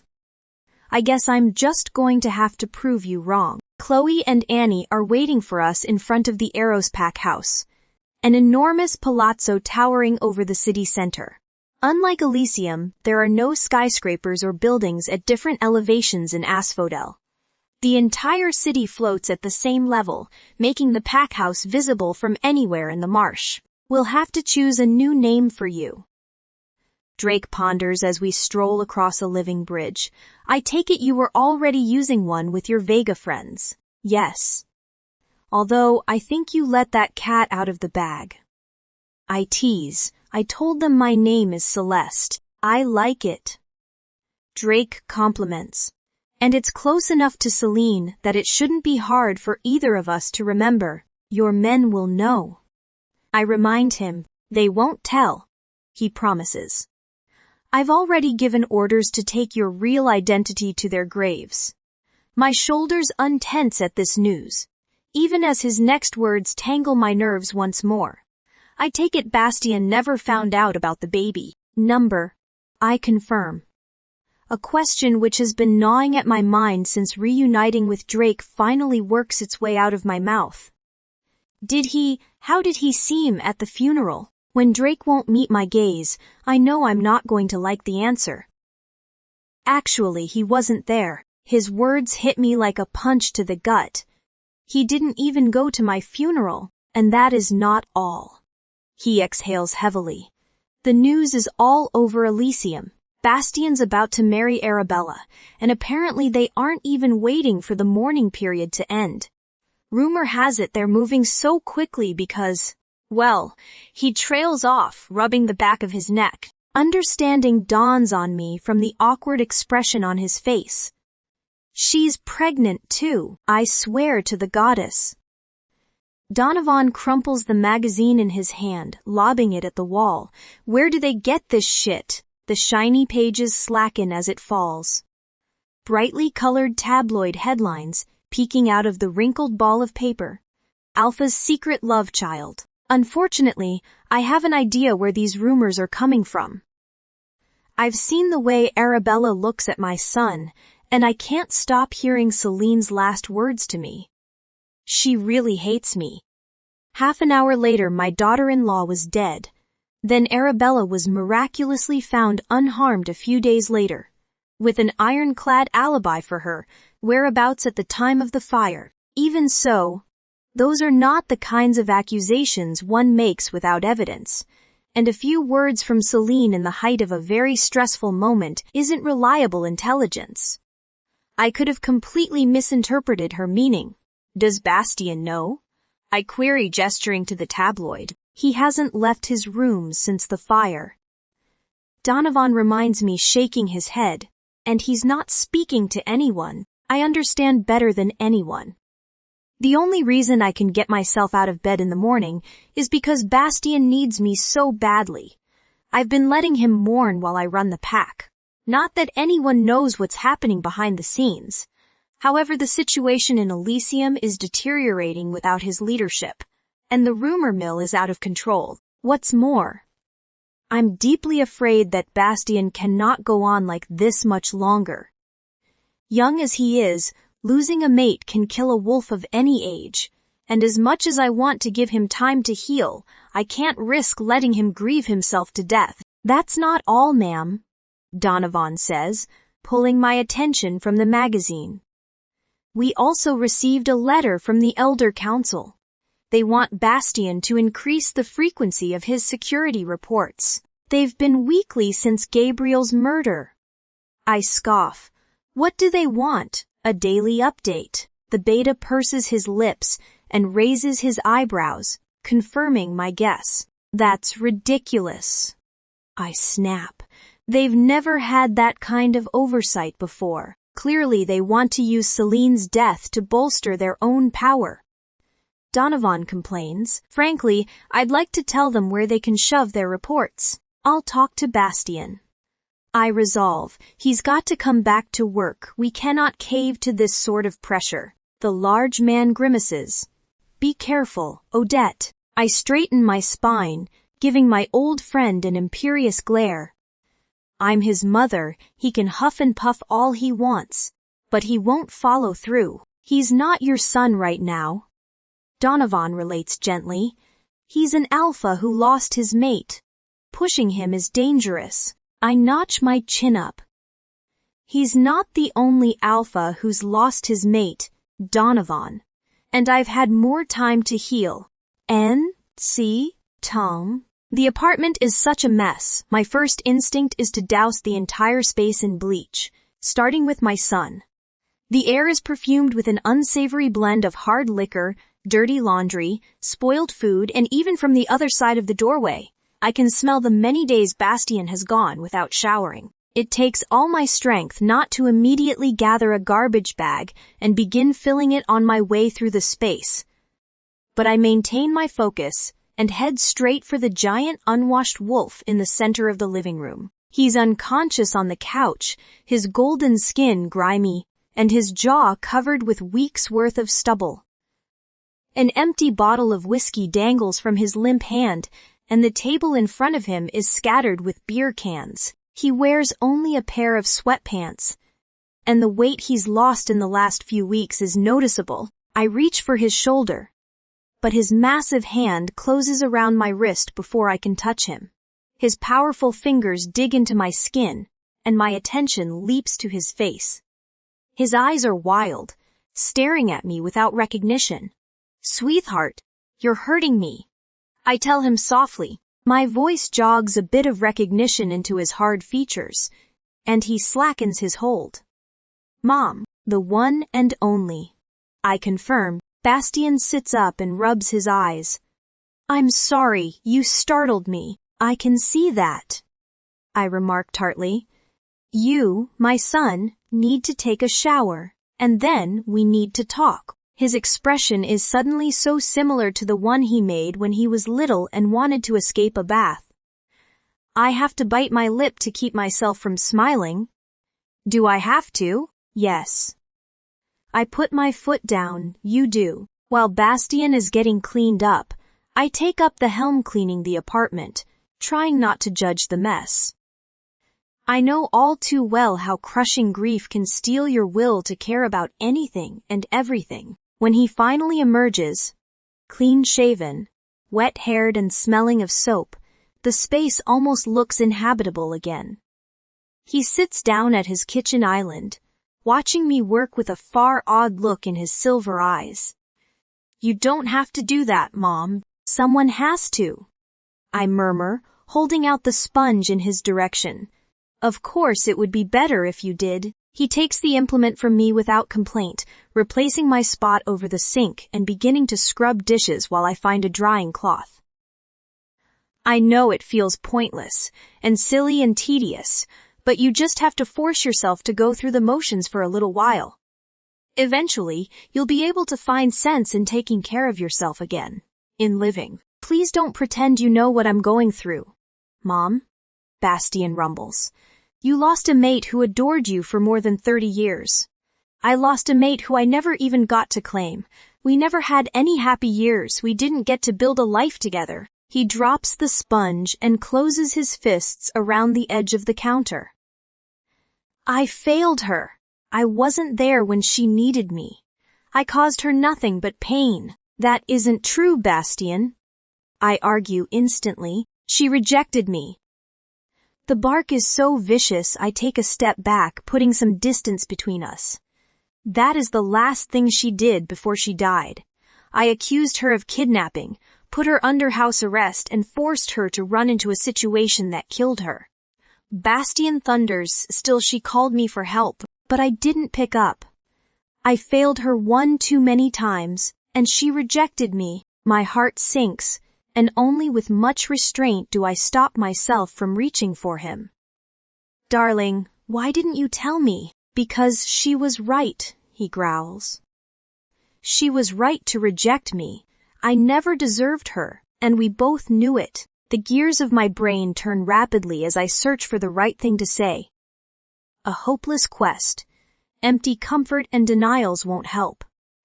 If Celine truly rejected him, no one will ever be able to convince him she was wrong. Platitudes and clichés won't work either. There is no soothing this kind of sorrow. Finally, I decide on tough love. Then you have a choice. I tell him, you can lie around in your own filth and drink yourself to death, and prove her right. Or you can try to become the man she did deserve, and pray to the goddess that when you reach the other world and see her again, you've done enough. Bastian's point of view. 6 months later, the Elder Council sits on a raised dais in Nova Hall. Their chairs forming a tight semicircle from which they can look down upon the empty chambers. I stand before them alone and on edge. This is the last place I want to be. I've worked hard over the last few months to fulfill my responsibilities to the pack, but despite my mother's promise that going through the motions would lead me back to myself one day, I still can't bring myself to care about anything in this life. Her advice to make myself worthy for my mate in the next got me out of bed and back into the office. But I feel no pride in my work. Rumors continue to swirl around the pack about my fitness to lead, especially now that Celine is gone. For the most part, all anyone can talk about is the fact that a heartbroken alpha is about as reliable as a broken clock. They might land on the right time every now and then, but try to guide your day by them and disaster ensues.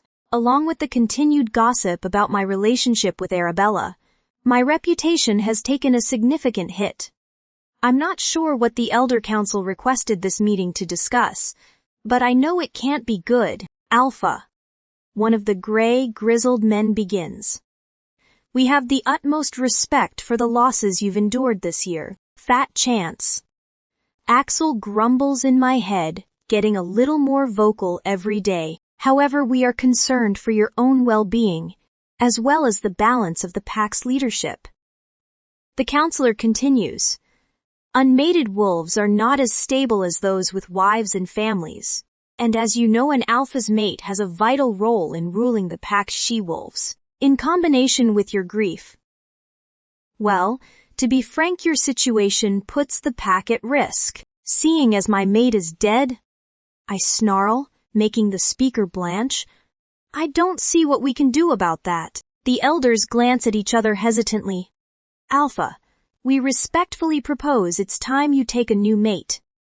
As the leader speaks, a counselor on the far left gestures to a guard at the side door, one of which the council approves this time. The door opens, and to my shock and disbelief, Arabella steps in. Wolves from across Elysium filter into the council chambers.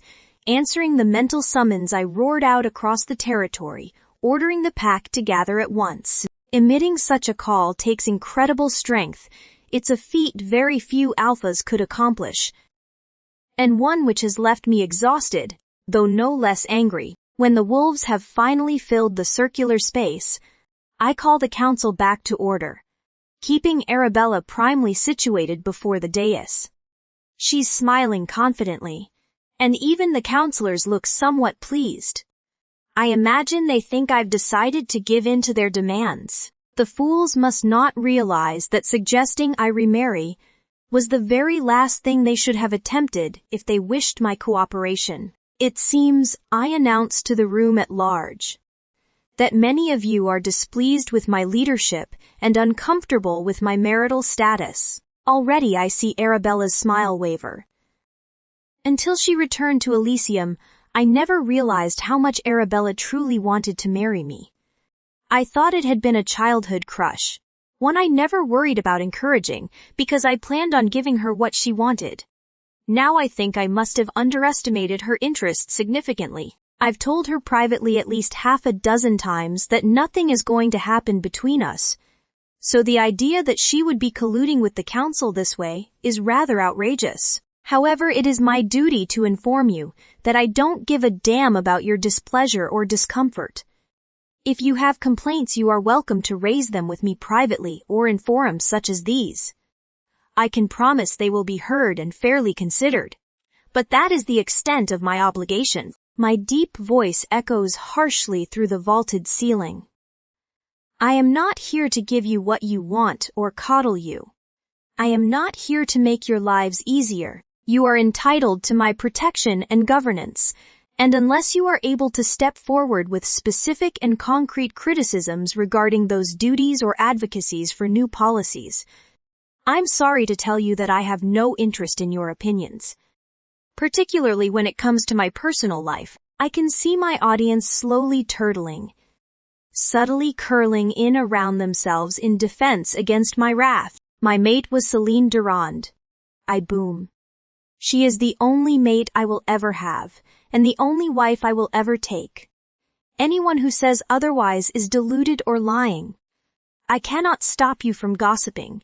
That is your right, just as it is your right to disagree with me. But I warn you, do not make the mistake of turning gossip into slander about my mate, or disagreement into challenges of my authority, because they will be taken seriously. As I look around the room, taking in the flushed faces and sweating brows, I listen to their pounding hearts and increased pulses with relish. I once made the mistake of asking if any Novan believed themselves more capable to lead this great pack, and if so, to step forward. I know now. That is a question I never need to ask, because if there was anyone strong enough to stand against me, they would already be doing it. I want you to remind yourselves of that fact the next time you want to question me. If all you have the courage to do is talk behind my back, you don't have a leg to stand on. I fuel all my dominance into my final words. Now get out! As the room clears, I finally turn my attention to Arabella. She's breathing heavily, her face crimson and hands curled in fists at her side. She always did have a penchant for tantrums. I stop by her side as I move toward the exit. I don't know what your involvement in these rumors has been, and I don't care. But let's get one thing straight, TD. It ends now. If anyone asks you about us, if you overhear any hushed whispers, I expect you to deny them, clearly and firmly. Are we understood? Her eyes flash dangerously, but her voice is sickly sweet. Of course, Alpha. Taud. Celine's point of view. The cafe is dark, chairs stacked on tables and freshly mopped floors shining in the reflections of empty glass bakery cases. It's tranquil without all the customers and bustling servers, but this is always my favorite part of the day. I pull the doors shut, turning the locks and untying the apron from my swollen belly. 6 months after leaving Elysium, my life is more different than I could have ever imagined. I have my own apartment, my own business, a best friend who's held my hand every step of the way, and I'm just days away from giving birth. Of course, it hasn't all been easy. My arrival in Asphodel hasn't been received well by everyone. After Chloe and Annie left, I was literally thrown to the Eros wolves, and the women in particular seemed very unhappy about my friendship with Drake and very judgmental of my status as a single mother thine.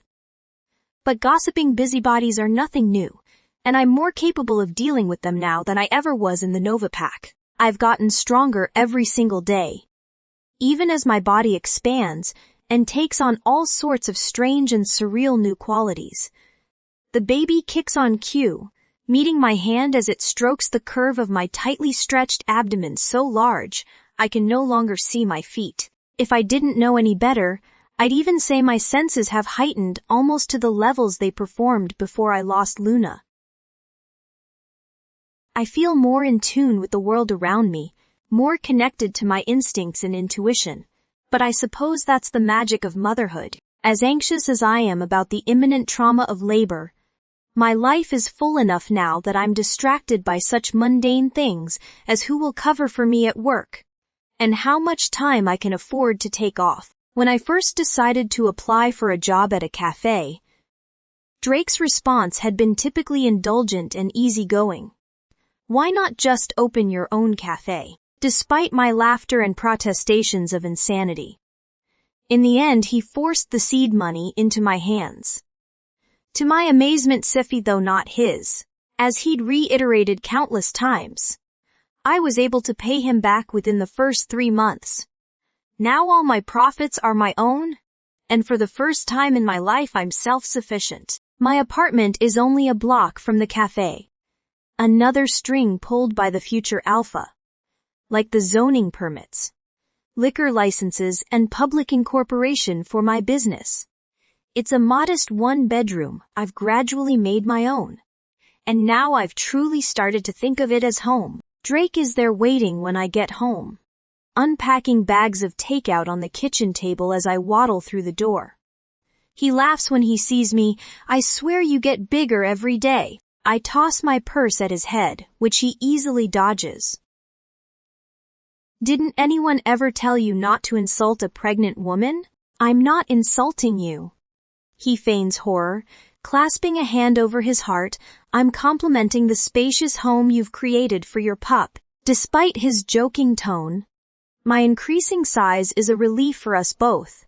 It took me so long to start putting on weight that I was truly worried for my baby's health, and true to Dr. Kane's predictions, my hospitalization in Elysium wasn't the last of my pregnancy. Oh, put a sock in it, I retort, sniffing the air. Is that food? Yeah, he answers, waving a fork at me.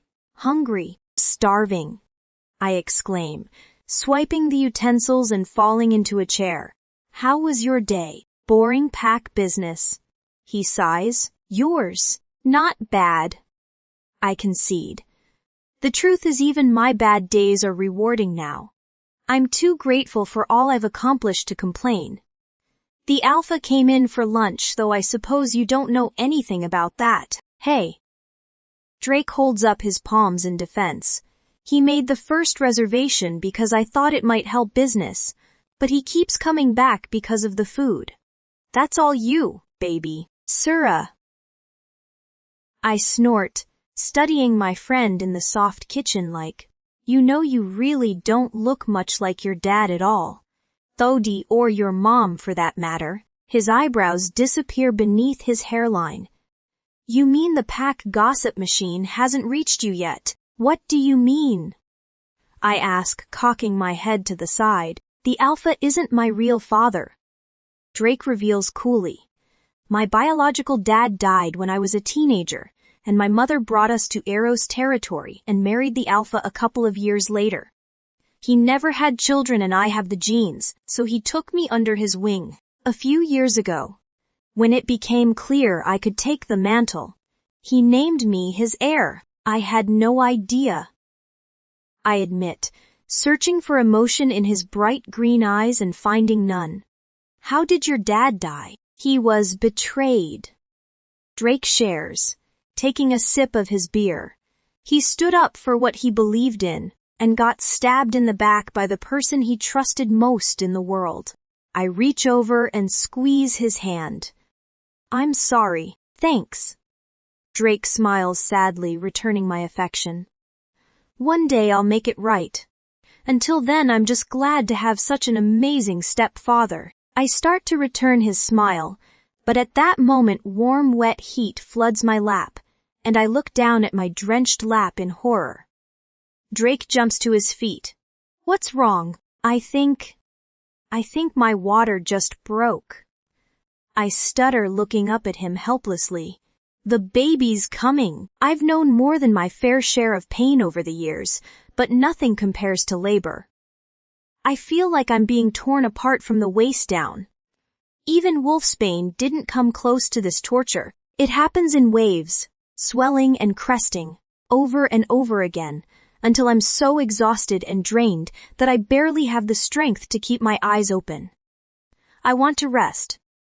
But every time my muscles relax enough to attempt it, a fresh assault racks my form with agony and drags me back into consciousness. Can't you just knock me out?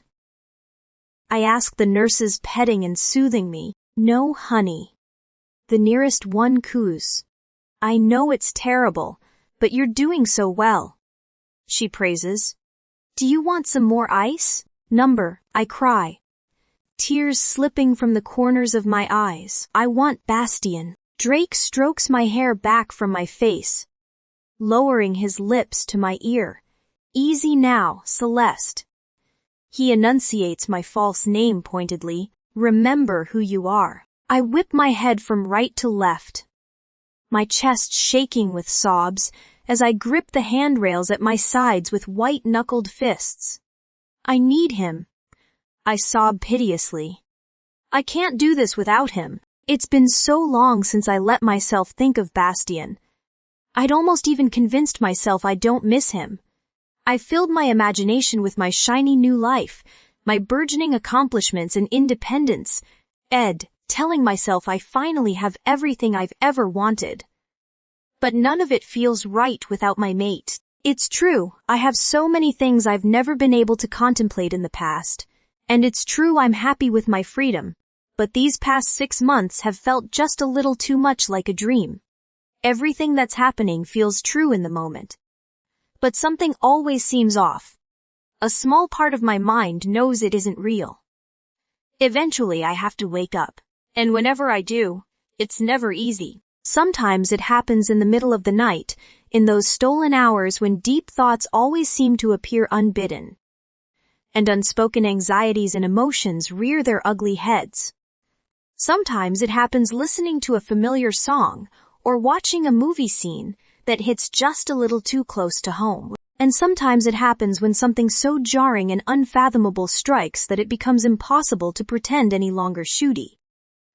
Like now, this pain has stolen all pretense from my mind, as well as all concern for my own self-preservation. Shatch Celeste. Drake croons. You can do this. You've come so far. Stop it. I push his hands away, my roiling hormones making me suddenly furious that my friend is not my mate. I can't, Dada. I don't want. Just breathe, honey, the nurse says, shooting an apologetic glance to Drake. Don't take it personally. You should hear some of the things laboring moms say to their mates in the heat of the moment. He's not my mate. My despondent wail comes out a whisper, my chest heaving but still unable to draw in enough air. My mate didn't want me, he rejected me. The nurse pats my hand, holding my gaze with stern but understanding eyes. If that's true, then he's not worth your tears, and he's the last person you need. She nods to Drake. The people who care are the ones who show up. They're the ones who deserve your love.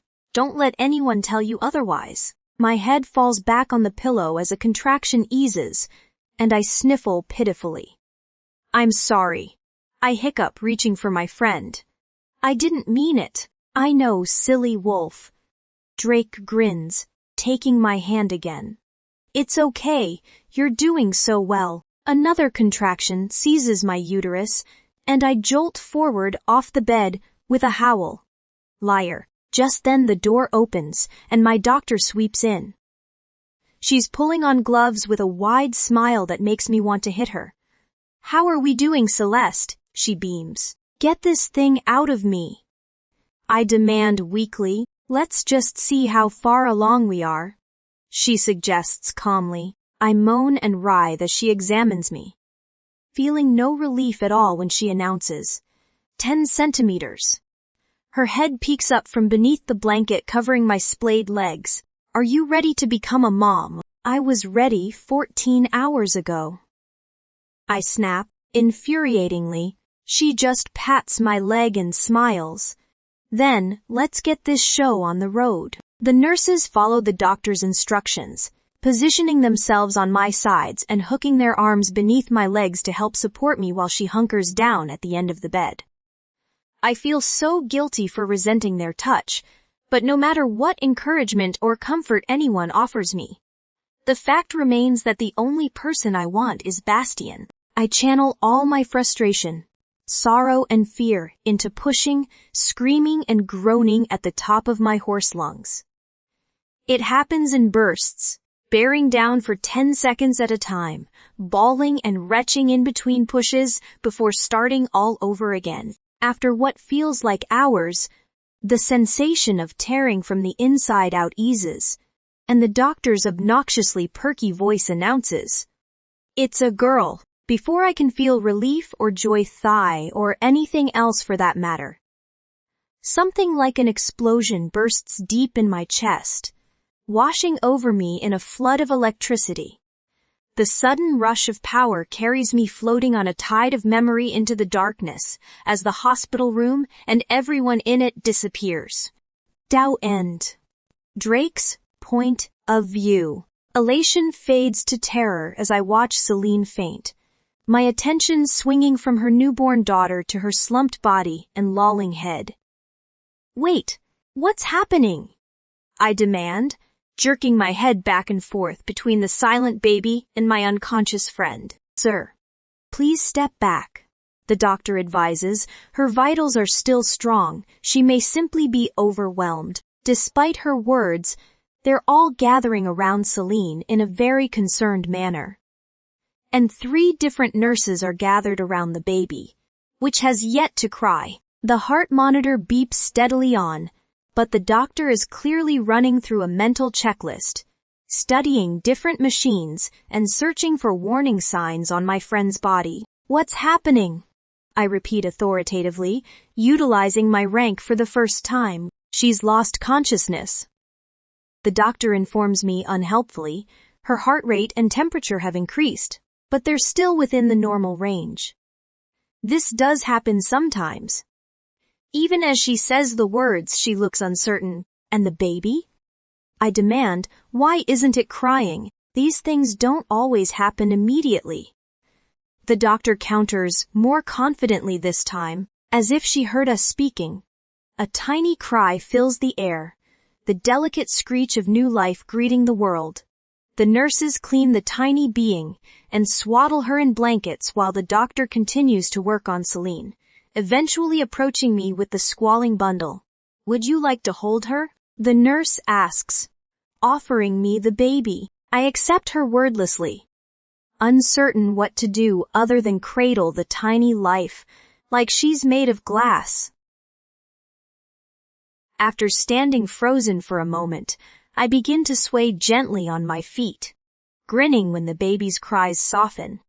A pair of glassy eyes blink open, and for a moment I'm completely distracted from my worries. It's Celine's eyes looking up at me. One violet, one blue, wide and innocent as can be. Perhaps she will grow to resemble her father, but in this moment she is her mother's perfect miniature. A swath of dark hair covering her brow, the same pert nose and delicate frame. I'd be surprised if she even weighs 5 pounds. I'm so enthralled by the baby. I don't even notice when Celine begins to stir, though my inattention is quickly remedied by the flurry of activities among the doctor and nurses. They gather around her in a veritable frenzy, rechecking vital signs and running their tests. Celine moans deep in her throat, tossing her head against the pillow and hazily surfacing consciousness. Her striking eyes blink open in much the same way her daughter's did, But instead of looking up at me in wonder like the tiny creature in my arms, her gaze is wide and unseeing. Yet even as I'm certain she has not returned to us fully, there is something undeniably different about her, and I don't think it's waking as a mother. It feels as if all the days I've known her so far, I've only been seeing half of her. And now for the first time, she's appearing to me fully. This is not the same Celine I met in Elysium, or the one I've come to know in Asphodel. She's not even the same woman she was 5 minutes ago. The haunted waif is gone, replaced by a radiant nymph no different in appearance, but unrecognizable in spirit. Her full lips part as the doctor leans over her, and when she speaks her voice is fuller and stronger than I've ever heard it. She does not cry in pain or ask questions. She merely utters a single reverent word, Luna. It still feels strange to sit at my father's desk. When I first took over as Alpha, I continued using my personal study for pack business, but after a few months Donovan suggested I transition to the official executive office. I reluctantly agreed, and though I'm now used to sitting in Dad's chair, I know I will never truly fill his shoes. Taking care of the pack is the only thing keeping me going now. It took a long time for me to find my way as a leader, sabotaged by forces beyond my control and mourning the loss of my mate. Only the danger posed to my pack kept my head above water. Over time, doing whatever was required to protect the pack evolved into true governance. And one day I woke up and realized I was no longer merely going through the motions. In some ways, this was my enemy's biggest mistake. If they hadn't continued trying to destroy my family's legacy and weaken the Novas, I probably would have given up. Instead, they gave me a reason to fight. Not a day goes by that I do not miss my mate, that I do not wish I could turn back the clocks or trade the goddess my life for hers. But I've come to believe helping others is a far better tribute to Celine's memory than wasting away in grief, failing countless others the way I failed her. As if he can hear my thoughts, Aiden appears in the doorway with a cursory knock. We've had a report from Eros Lands, a sighting of a mother and child Tuvi, both Valanas. My brows raise skeptically. In the 3 years since Celine died, the tip line has never received a valid report of a Valana sighting. A few false tips have come in every so often, but none which have ever panned out. Before today, I was starting to think my mate might have been the last of her kind. Still, I could never bring myself to shut the system down. If there is even a small chance another wolf like Celine is out there, and in trouble, I have to protect them. I'll never forget the way she stormed out when I suggested other Valanas didn't matter, because they were not my responsibility. Of all my regrets, the number of lies or implied falsehoods I let Celine believe for the sake of politics and subterfuge remain high on the list. Normally, I wouldn't go to investigate myself, but it's extremely rare to hear of 2 Valanas, and I'm long overdue for a diplomatic visit with our allies.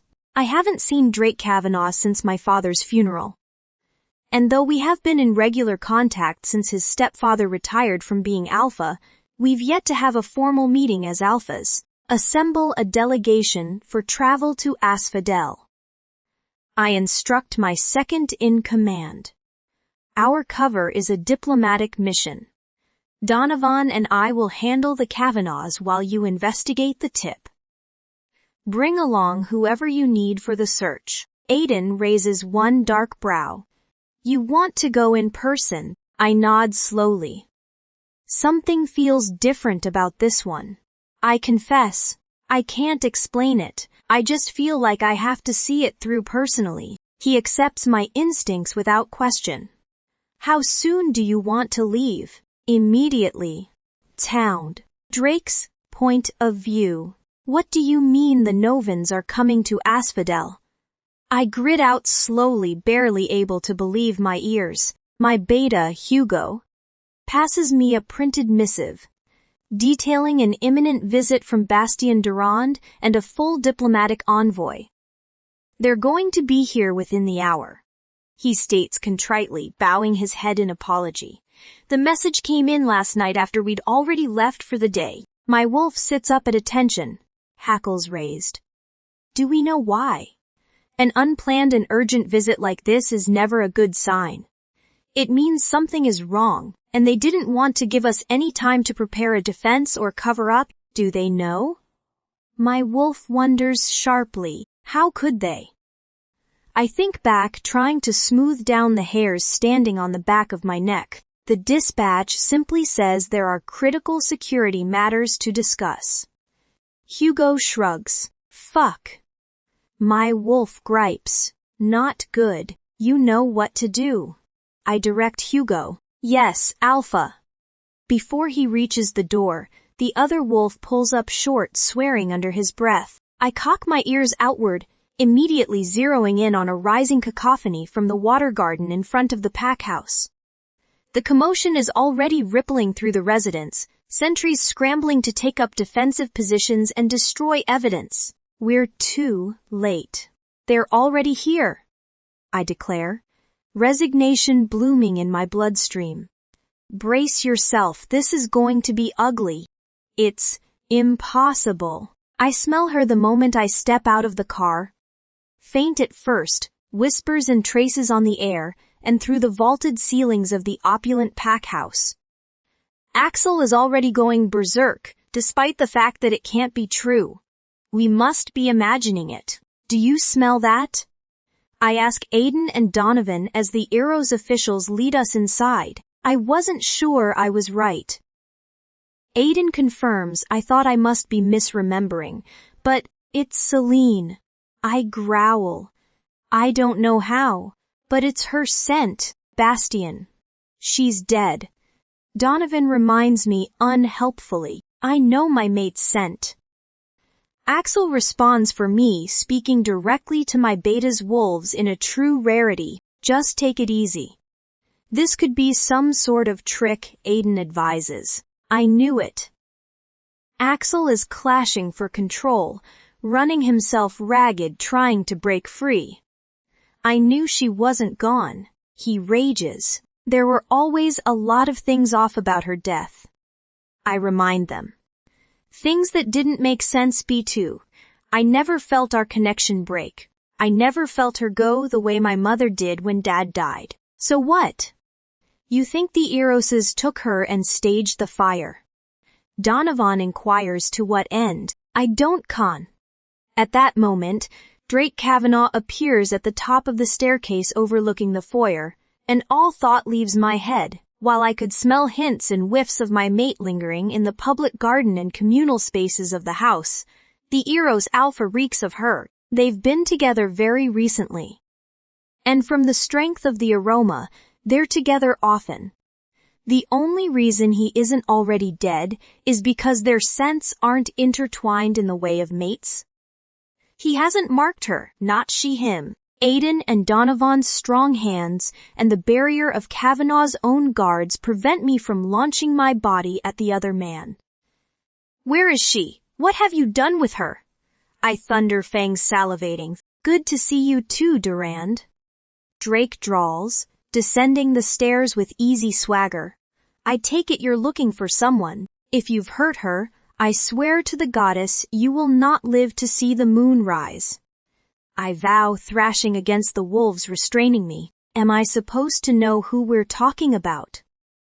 Drake replies, nonchalant. My wolf breaks out of my body with a roar, shredding my clothes and bursting forth in a tornado of black fur that throws off all constraints.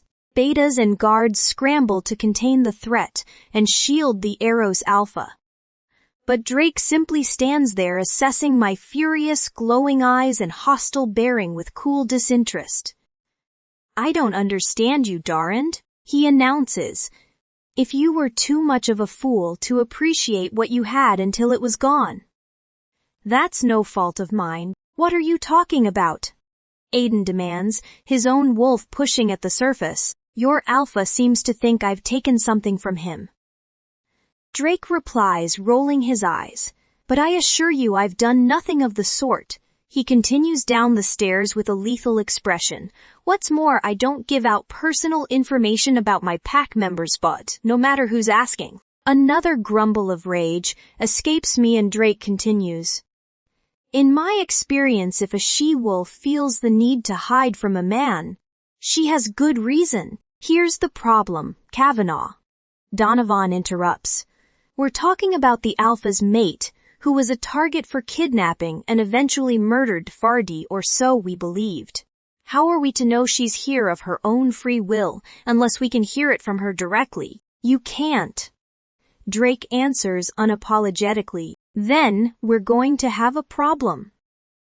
Aiden hisses menacingly. Drake surveys our aggressive demeanor and belligerent poses, exasperation clear on his face. After a moment he sighs, pulling out a cell phone and bringing it to his ear. We have a situation, he says when the line clicks open. I need you to meet me at the pack house right now. His green eyes flash in my direction.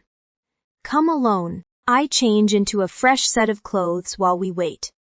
My questions, threats and demands falling on deaf ears. After 10 minutes, the scent of honeysuckle and freshly fallen snow begins to grow stronger. No longer residue left behind in past wanderings, but the pure, undiluted source moving nearer. I'm out the door in a heartbeat, racing out of the pack house and into the water garden like a man possessed. At first it's only her scent, the intoxicating perfume I was sure I would never smell again. I breathe it in greedily, scanning the public park for the aroma's origin. My heart stops when I see her. And it doesn't start again. This is a dream. It has to be. A cruel twist of memory conjured into my sleeping mind. Any minute now, I'll wake up in the car, hours away from Asphodel and heartbroken all over again. Celine stands directly across from me, on one of the floating pathways, bathed in golden sunlight, and more beautiful than any of the flowers surrounding us. She wears a short sundress, her luscious hair flowing freely down her back and eyes of blue and violet glowing out from behind thick black lashes. She's watching me sharply, frozen in her tracks, with a tumult of emotion flickering behind her carefully guarded expression. When our eyes meet, the earth crumbles beneath my feet, and I know she feels it too. The world around us disappears, our surroundings fading to a dull gray blur and leaving only Celine in full breathtaking color. Axel howls with joy, calling to his mate in a fit of pure instinct, even though we both know it can never be answered. Only this time.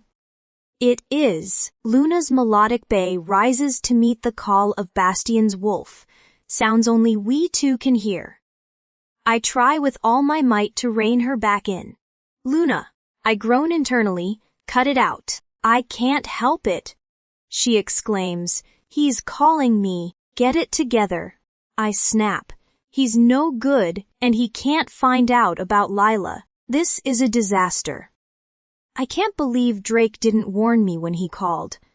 I am not prepared to face Bastian, especially not when my wolf has lost her head at the mere sight of him, though she was still with me after I escaped Garrick. Luna had buried herself so deeply in my heart that our connection became completely blocked. Neither of us could feel the other, and my wolf never met our mate.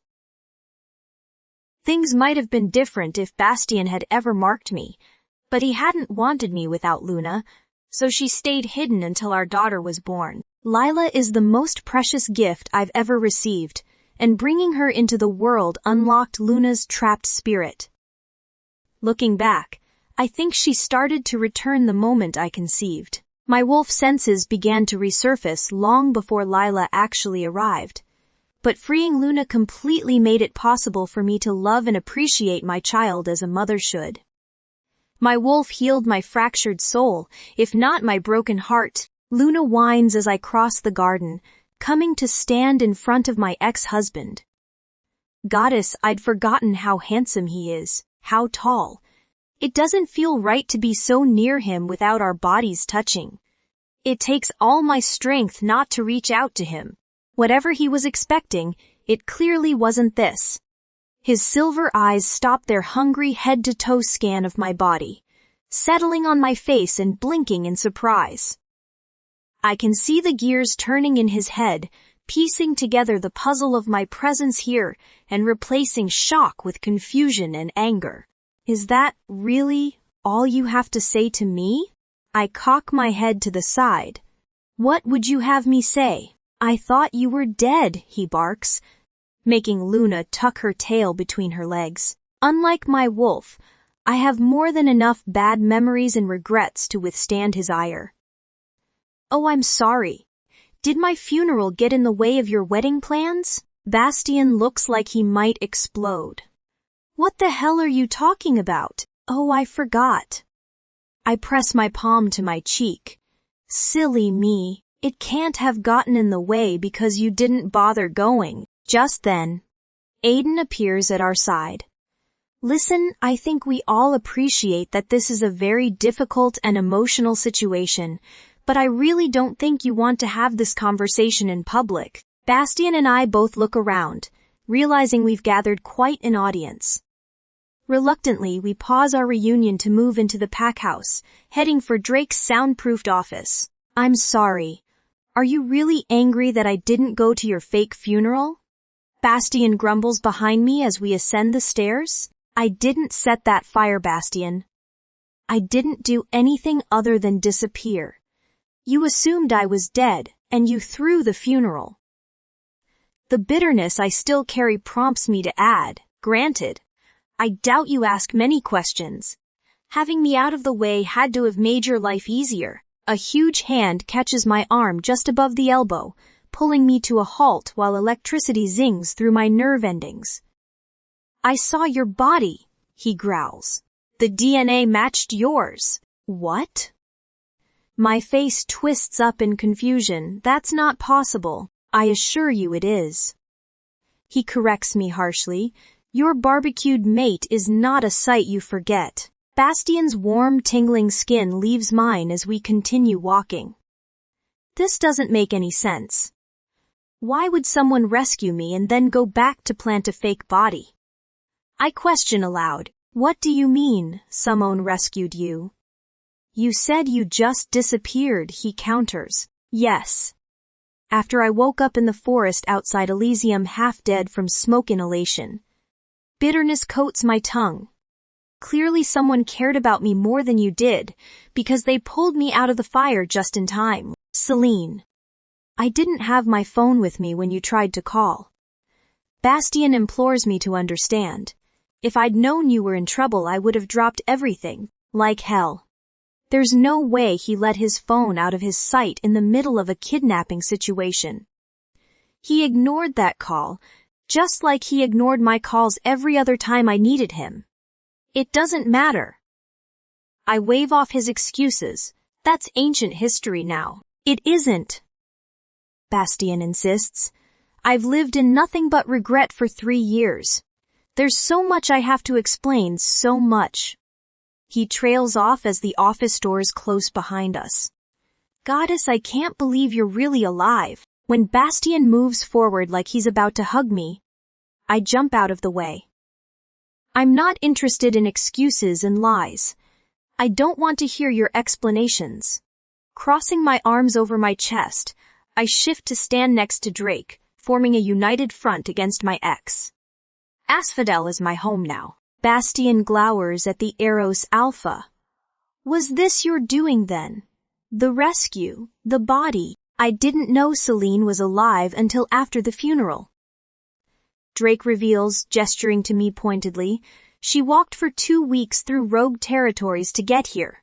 She came to the Eros pack of her own free will, and she's been under my protection since. A deep rumble vibrates in Bastien's chest, and Luna quivers with desire. Seriously? I mutter in internal exasperation. It's not my fault. Luna counters defensively. He smells so good. Bastien's claws extend. She's still my wife. No. I object immediately. I rejected you. His molten gaze skewers me. I never accepted. But I sputter in confusion. The rejection was your idea in the first place. You remarried the second you were free. Bastien looks so bewildered, I almost believe him when he turns on Drake. What in the goddess's name have you been telling her? Nothing that wasn't common knowledge in Elysium. Drake argues without remorse. Everyone said you were going to marry Arabella before the month was out. My attention ping-pongs back and forth between them. You mean you didn't? The muscle in Bastien's angular jaw twitches. Those rumors are 3 years old.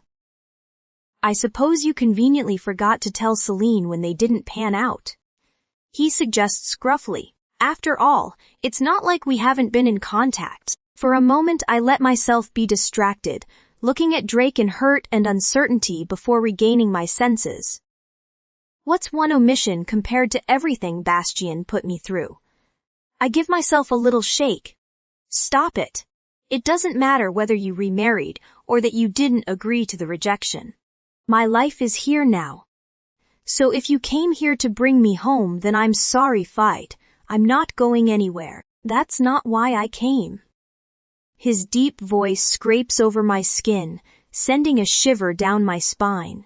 I didn't know you were alive until I got here and smelled you. Then, why did you come? Something appears to click in his head, and his expression darkens even further. Because I still have a shadow tip line for the Calypso Pack's bounty on Vallana wolves. You're not as safe here as you think. Someone reported you. But you just said you didn't know I was here. I remind him. He cuts his eyes to Drake. Are there any other Vallanas in the pack? Panic lances through me. Foy. There is one other Vallana wolf, living in Asphodel. One I would do absolutely anything to protect. Along with Bastien's absence, realizing my baby inherited the Vallana gene was the only cloud over the happiest day of my life. Lila is still too little to understand what it means to be a Vallana, or for any of her playmates to know she's different. But when I lay awake at night worrying as every mother does, this is the exact scenario which terrifies me most. The idea that Blaze might find out about Lila, that anyone might hurt her for the blood I passed down to her. Being reported myself used to petrify me, but now I find myself praying that I was the one who was reported. Anything so long as it wasn't Lila. Number Drake lies smoothly, not even glancing my way. There are no other Vallanas in Asphodel. Bastien's focus returns to me, a look of grim determination set on his face. Then you were the she-wolf they reported, and you are also the only true Vallana that has ever been reported to the line in more than 3 years. He shares, we have to assume you're on the Calypso's radar, and we have to find out who called in the tip. 3.5 years of hard work, and it might all be undone by a fucking tip line. I've gotten lax, lazy, and discouraged by my plan's low yields. Somehow I missed the developments in the Calypso Pack, the search for Vallana wolves that could return Celine to Bastien's orbit. In some ways it was inevitable.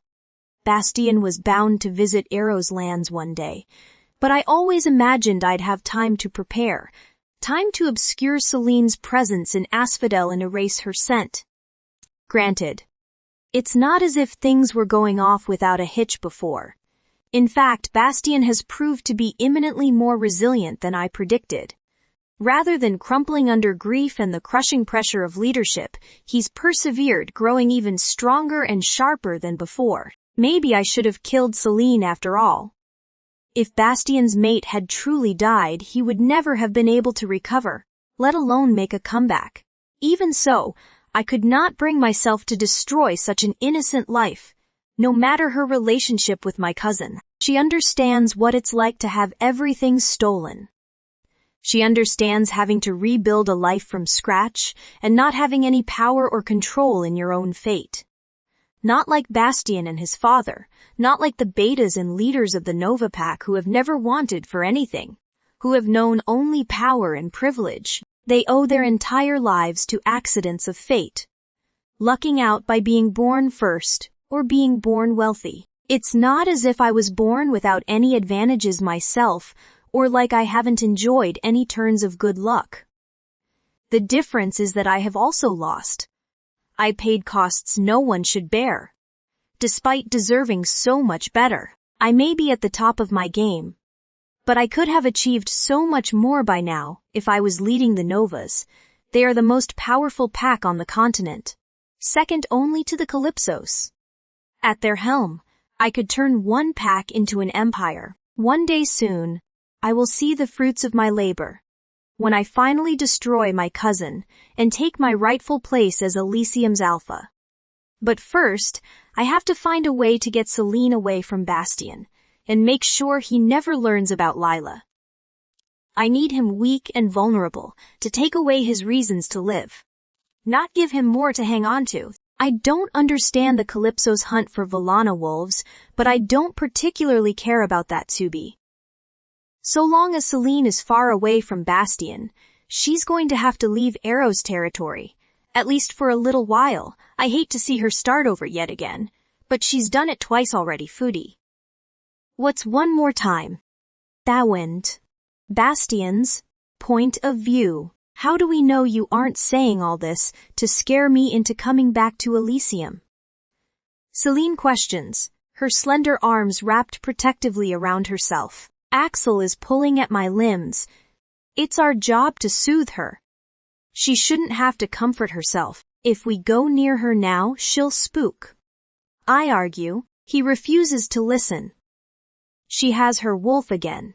He purrs, sending out waves of affection to the animal lurking beneath the tiny brunette's skin. She can feel the bond. Celine stiffens slightly, narrowing her eyes in my direction and shifting restlessly, feeling it doesn't seem to be softening her up. Kavanaugh has been lying to her, whispering all sorts of vile conspiracies in her ear.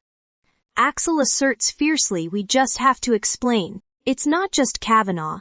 I admit ruefully, alive or dead, we still parted on very bad terms. We have to fight. Xuan Di. Of course we're going to fight for her. I growl, cutting Axel off. We simply can't do it the way we used to. She's grown up. She's stronger now. More sure of herself.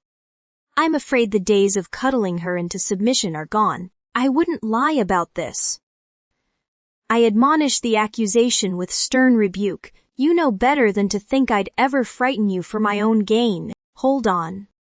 Drake steps forward with raised palms, slow down and back up. Why are the Calypsos after Vallana wolves? I return my attention to Celine, closely studying her countenance.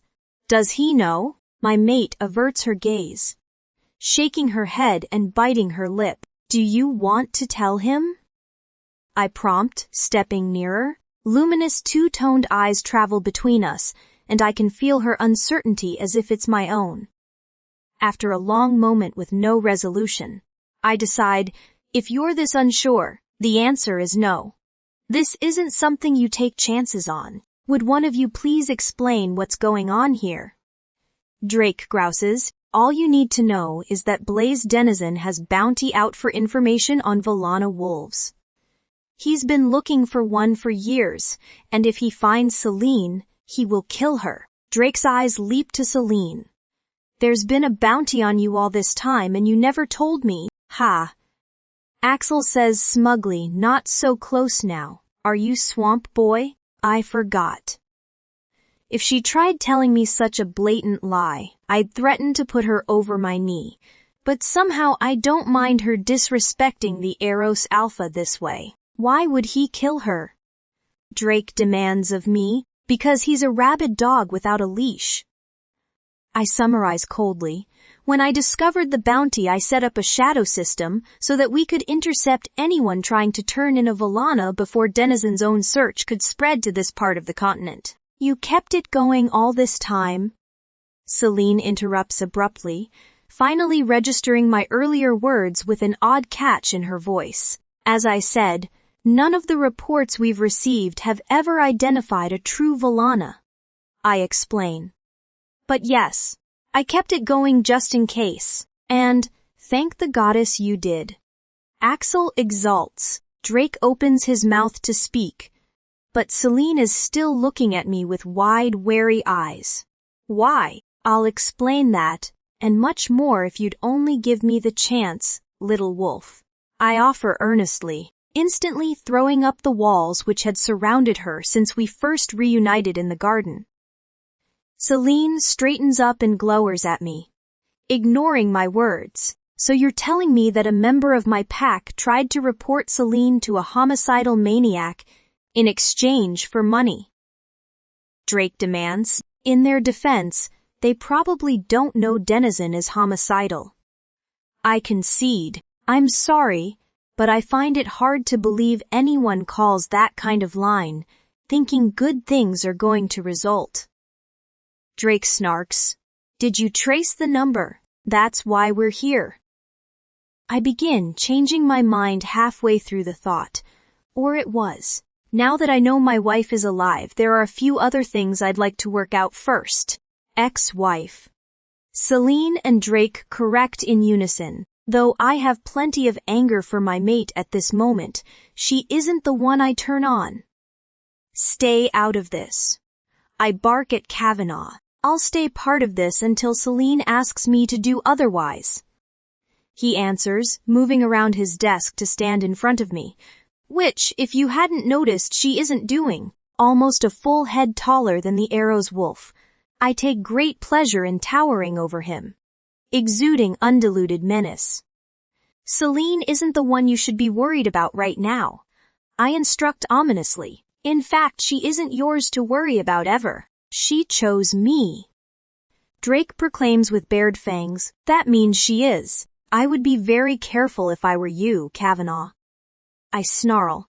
You're coming dangerously close to challenging me for my mate, and I guarantee that isn't a fight you can win. Before any more threats can be spoken, Aiden and Donovan enter with Drake's beta, Hugo. Enough of this. Donovan growls, fulfilling his inherent role as pack mediator. Swinging your dicks around isn't helping anything, and it's especially not helping Celine. How am I supposed to help Celine when he won't tell me why Denizen wants them? Drake hisses, we don't know that either. Aiden starts trailing off and surveying the Eros Alpha curiously. Why did you say them? What? Drake's eyes widen almost imperceptibly, betraying the falsehood in his answer. I meant Valanas as a whole. Donovan swears under his breath, and Aiden turns to face me with the bearing of an exhausted soldier. Alpha, he sighs. We all forgot Sifi. In the excitement about Celine, the report wasn't just about a woman. I finished the thought for him. A sense of foreboding spreading through my limbs. It was a mother and child, as one. We turned to look at Celine, finding only an empty office and a very smug-looking Kavanaugh. She's gone. At first, I hadn't realized what Drake was doing when he joined my rebuttal about the status of my marriage. But as soon as Bastien turned away from me, I understood. If there's one sure-fire way to distract an alpha, it's to provoke their possessive instincts regarding their mate. And my friend's willingness to enrage a bigger, stronger wolf gave me time to slip away. By the time I get to the apartment, I've changed routes and laid so many false trails. I'm actually a bit afraid the Nova Wolves might have beaten me home. But I'm counting on Drake to safeguard my location and force Bastien and his men to track me the old-fashioned way. I push into the apartment with a sigh of relief, dropping my keys on the table by the door and kneeling to intercept the tiny bundle of love already rushing my legs. I scoop up my giggling daughter, my heart swelling with happiness despite the urgency of our situation. I'll never get used to the rush of joy I feel every time I return home after being parted from her. As if it's been years and not hours since I last cuddled her. Hello, my sweet pup. I croon, breathing in her perfect scent as I drop a few kisses to her hair. I missed you. Did you have fun with Mrs. Brooks? The babysitter stands on cue, tidying up the kitchen table and smiling over at me. She was a doll. The elder woman reports, gathering her bag. Same time tomorrow. No, actually. I correct. I've decided to take the weekend off, but I'll call you about next week, I promise. As soon as the door closes behind her, I look into the miniature mirror. Image in my arms. Lila really is my carbon copy. In all ways but one. She has my hair and eyes, my skin and bone structure, my voice tuned. But her expressions and mannerisms are all Bastian's. I'm not sure how it happened after all. Aren't those traits learned rather than inherited? Apparently not, because though my own features are gazing up at me, they're wearing Bastian's smile. It strikes me today more than ever. I still can't believe he's here, and I can't believe how viciously Luna has been fighting me to be near him. Even now, holding the most important thing in my world, she complains. I want to go back. She whines. I miss him. You don't know him well enough to miss him. I snipe internally. I do, and I promise you don't. Liar. I stride into the nursery, setting Lila down and beginning to throw clothes and toys into a bag while she tells me about her day in half-formed sentences and misshapen words. As much as I usually adore this part of the day, right now, I don't have an inch of brain space to focus on tales of coloring, puzzles, and petting zoos. I have to figure out my next steps. I know we have to get out of the house, but I don't have the first idea where to go. My immediate concern is Bastian, but there's also the Calypsos to worry about. What are we going to do? What are we going to do? The words play over and over in my head. Go back to Bastian. Luna offers unhelpfully. Our mate will protect us. Our mate didn't want me at my worst. He doesn't get to have me at my best. I argue. My phone pings, and I scramble to open the screen. Certain Drake is texting me with a warning about the Novan's imminent arrival. Instead, I find instructions of a different kind. Get out of Asphodel. A car and driver will be waiting at the first land crossing out of the Lethe Lagoon. Take the car, leave the driver. The GPS has been pre-programmed with an address known only by me. Follow the directions and drive to the intended location. A secure safe house has been prepared for your arrival. The residence is equipped with 1 month's worth of supplies. Do not leave until the all clear has been given. Further instructions will arrive as events develop. Be safe. Mommy. A little voice sounds to my right. Listen. I'm sorry, Angel. Mommy was distracted. I confess with a gentle smile. I'll tell you what. If you can play by yourself for a few minutes, then we can go for a car ride, and you can tell me absolutely everything about your day. Car ride? She squeaks excitedly, her blue and violet eyes wide and excited. Cars are such a rarity in Asphodel that even a short trip out of the marsh can be truly thrilling. That's right. I grin. In fact, we might be in the car for a very long time. Bastian's point of view. By the time I track down Celine's apartment, they're already long gone. After my mate snuck out of the pack house and left me squabbling with her new 7 well, whatever Drake is to her, my beta's reminder about the full extent of the tip we received threw me through a loop. I'd been so stunned to learn Celine was alive that everything that's happened in recent months flew out of my head. Even after I remembered the reason we came to Asphodel, my thoughts were too scattered to recall everything. Axel had immediately started vying to chase after Celine, but all I had time to do was send out a mental command to one of my sentries with orders to track her. I turned on Kavanaugh then. I thought you said Celine was the only Volana in the territory. I did, he confirmed curtly. Then there isn't a Volana child in Asphodel? Aiden clarified. Listen, I don't know what all your tip comprised, but you said yourself that there have been a great many false sightings or mistaken reports. He shrugged. For all we know, the tipster saw Celine standing next to a kid in a shop and assumed it was hers. It does not escape me that he has not truly answered the question. Why did Celine run out of here the way she did? You'll have to ask her that. He smirks, if you can find her. In the end, it took my sentries 3 hours to find Celine's home. In the 3 years since we parted, my little wolf has learned a thing or two about evasive maneuvers. And I can't deny part of me is proud of how difficult it was to track her. We found the cafe first, where I lingered to stare at the photo of the venue's grand opening. Celine stood beaming next to the alpha and his family, appearing almost exactly as she had when I saw her last. Other photos surrounded the first of notable visitors, special events, and staff birthdays. The changes in my mate became more visible with every new snapshot. As she transformed from haunted halfling to confident she-wolf, my men scoured the space while I gazed dumbly at my beautiful lost little wolf, wondering why she never talked about opening a cafe or even working in Elysium. After it became clear she had not been to work in hours, we continued down the road to a modest apartment building covered in her scent. We were on the stairs the first time I caught a whiff of a new aroma like Celine. But decidedly not. The same delicate blend of snow and flowers, muddled with balsam and ash. Axel perked up at the first trace. What is that? I think you mean.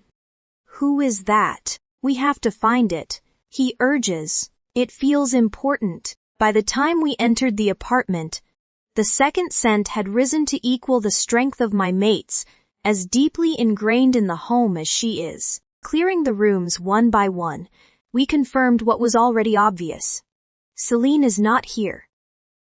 I moved through her cozy home even more slowly than I explored her cafe, taking in every sight, every detail. Her life here is so different than our life was in Elysium. I'm beginning to think I was an even worse husband than I knew. Was this what she always wanted and I just never saw? Never listened. Axel has been whining from the moment we stepped inside. From the moment I realized to whom the second scent must belong. It's obvious a child lives here. Even if it were not for the toys and sippy cups scattered through the home, the photos reveal all. Celine, glistening with sweat and exuding pure bliss as she cradles a newborn in the hospital, a baby with 2 different colored eyes, smeared with birthday cake and a blown-out candle in the shape of a 1. My beloved mate cuddled up with a toddler at Yuletide. Their faces so similar, there could be no doubting they were mother and daughter. Alpha.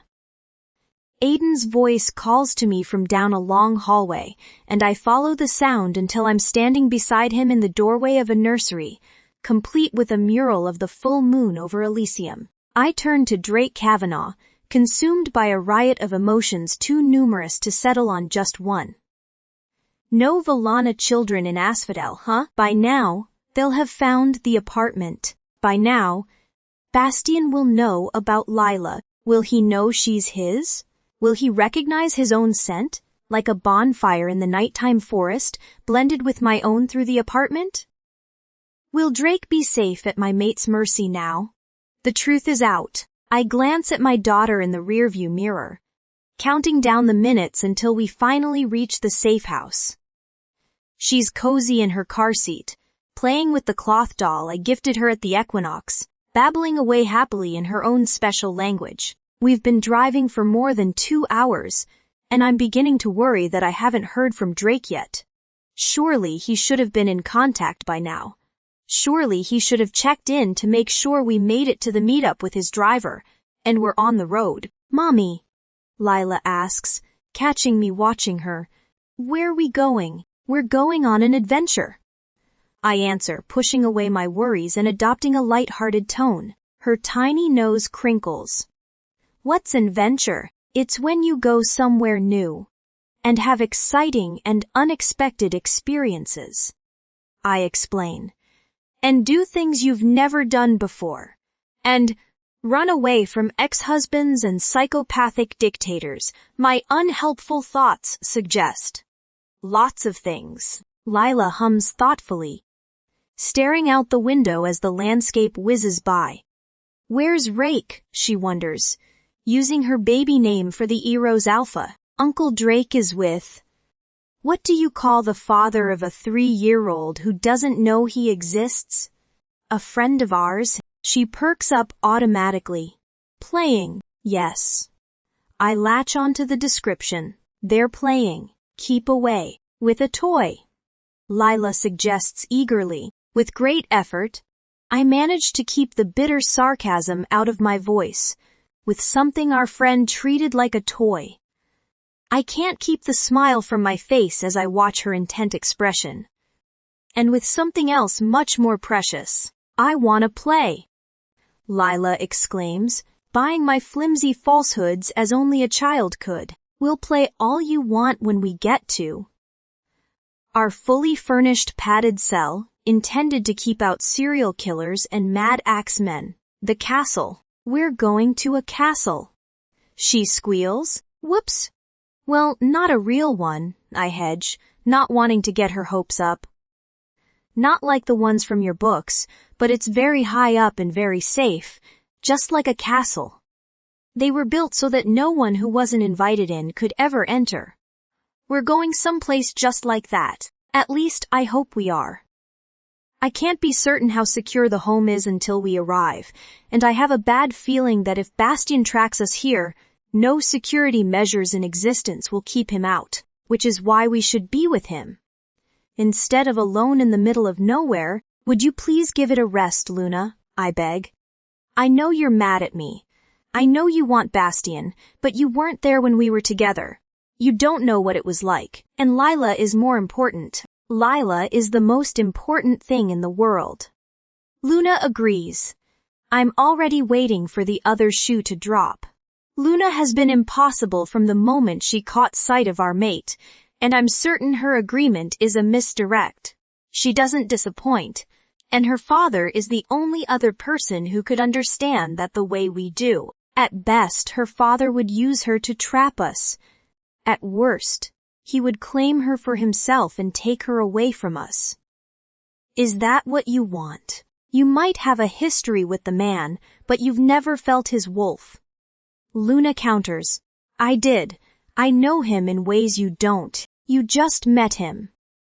I all but scream in my head. Honestly, it's times like these I wish I could shift so that Luna could run off some of this anxious energy. Even though Luna returned more than 3 years ago, it seems almost a decade of daily wolfsbane poisoning stole that most fundamental part of our being. I never shifted when I reached physical maturity. Blocked by the poison. I never came into my powers. Cut off from that part of my magic. Now I'm grown, and finally have an intact soul. But some wounds are too deep to heal. I've never shifted into wolf form. And I probably never will. Most of the time I'm so happy to be whole again that I don't feel any remorse for this loss.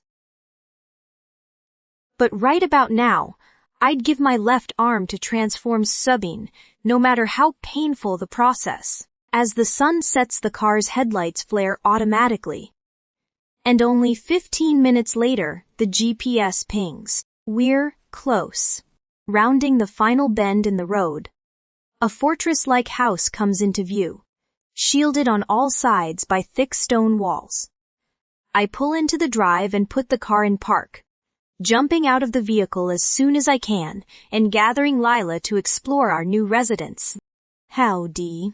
Bastien's point of view. I'm running out of patience, Kavanaugh. I growl. I know you know where she is. We're back in the Alpha's office, pacing around each other like circling vultures, each overflowing with rage, worry, and resentment. I haven't had time to process all the revelations we discovered in Celine's apartment, least of which is the fact that she has a child. I don't know much about children, but if I had to guess, her little girl is close to 3 years old. That would mean that Celine was either pregnant when she left Elysium, or she became pregnant shortly thereafter. Is it possible I'm a father? Wouldn't I have smelled the change in her, even if the pregnancy was in its early stages? More importantly, if I'm not the father, who is? Celine was impossibly sheltered before escaping Garrick and has always been terribly skittish around men. Drake Kavanaugh would be the likeliest candidate, but if he fathered a child with my mate, why aren't they living together? Why isn't he in the photos? Why hasn't he marked her? In the end, it doesn't matter who fathered her child. It's still an innocent in need of protection, and one created by the love of my life, a miracle of her creation. Just looking at the angelic little face in the photos makes me want to rip Kavanaugh limb from limb for endangering her. For keeping them from me is doing just that. I told you when you arrived that I protect the privacy of my pack members. Drake bites back. I produced Celine so you could see she was not being held under duress, but that is the extent of my responsibility. Like hell. I thunder. She's being hunted by Swant, by a husband she does not want, Drake bellows. You need to accept it, Bastien. You had your chance, and you threw it away. You mistreated and neglected her. You chose a cruel, vapid socialite over the woman created for you by the goddess herself. You have only yourself to blame. You speak of what you do not know. I hiss. I never looked at another woman, from the first moment I saw Celine. I loved her with every fiber of my being. I profess, my throat burning. But she lost her wolf and couldn't feel our bond. Still, I loved her so much I was willing to let her go. I didn't do it in time, but I was going to. Oh, and I suppose that now she has her wolf back. You think she's just going to fall into your arms? Drake scoffs in disgust. This isn't about us. I thunder. This is about the fact that someone in your pack tried to report a woman you're supposed to be protecting Fondi and her daughter Sylvan to a man who would kill her. Aiden and Donovan have ceased trying to hold me back, instead standing by to watch and mop up the blood when it inevitably spills. You've failed them both.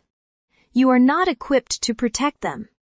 And it's time you sacrifice your pride and let someone who is capable take over. I've heard enough. Drake nods to his guards. You might be the alpha in Elysium, but I am alpha here, and no one speaks to me this way, no matter their excuse. I can see the sentries approaching in my periphery, bracing myself for an imminent attack. Take Mr. Durand into custody. Let's see if some time in a cell doesn't cool his temper. You're going to regret this. I caution Kavanaugh as his men move in. I'm going to find Celine, one way or another. I'm telling you now, you'd rather be with me than against me when that happens. Famous last words. Drake drawls, giving the signal to attack. Wolves fly at me from all directions, determined to restrain me and take me into custody. Unfortunately for them, I'm not just an alpha who's lost his temper. I'm an alpha who's been separated from his mate, and they now stand between us. We should have heard something by now. Luna huffs as I scrub dishes in the kitchen sink. After a simple dinner and a quick bath, Lila curled up on the sofa to watch her favorite show while I clean up. It's amazing how unfazed she is by the sudden change in scenery and my undoubtedly tense energy. No news is good news. I tell my wolf, focusing on the glass in my hand. Especially when it comes to Bastien. He's going to be furious, you know. She cautions, not sounding the least bit concerned. That only matters if he finds us. I remind her coolly, oh, he will. Luna remarks smugly, he always will. You know you're supposed to be on my side. I complain. I am. I want what's best for you, she adds. Bastien is what's best. I throw my hands up in exasperation, sending water and suds flying. You're impossible. And you're in denial. A giggle sounds from behind me. You made a mess, Mommy. Turning to find my young daughter standing behind me watching my temper tantrum, rather than safely ensconced in the couch cushions, I paced on a smile. You're right. I agree. Mommy did make a mess. Have to clean up your messes, she advises sagely. That's the rule. I adopt a pitiful pout. You don't want to clean it for me? The little tyrant puts her foot down. Ah, your responsibility, throwing my head back with a dramatic groan. I surrender Fayani, Lila's giggling again. The sweet sound is music to my ears, the perfect balm for the stress of reuniting with Bastian. I'm still reeling, and beginning to think I'll never stand on solid ground again. What am I supposed to do now? My entire life is in Asphodel. My business, my friends, Lila's playmates and babysitters. I can't pretend life in the Arrows pack has been perfect, far from it. The wolves here were distrustful of me from the beginning. They saw only a halfling, a single mother who seemingly had the future alpha wrapped around her finger. The she-wolves hated me, and the men wouldn't go near me for fear of angering Drake. Things got a little better after I opened the cafe. Good food and regular interactions convinced people I was not an incurable outcast. And once I made it clear I had no designs on becoming the alpha's consort, I was practically accepted as one of the pack. But fitting in and belonging are two very different things. There are times I find Asphodel truly enchanting. During the equinox festivals when bonfires are set afloat through the canals, or when the marsh freezes in winter, and the entire wetlands become a giant skating rink. If nothing else, this place will always be special to me because it is where Lila was born and spent her first years. Not to mention where I found my independence. Yet deep down I know it isn't the place I'm meant to be. I am a mountain wolf, made for evergreen forests and fresh alpine air. Asphodel's sprawling mangroves are not my element, no matter how enchanting the glittering lagoons, soothing tides, and bountiful wildlife may be. In secret, I pine for Elysium. Despite every terrible memory the city holds for me, there is no denying one's true nature, and mine yearns for home. I think you're forgetting something, princess. Luna interjects. You're not really a Nova wolf. You're a Calypso, remember? Rolling my eyes, I brush off her quip. Same difference. I was born and raised there. That's one explanation.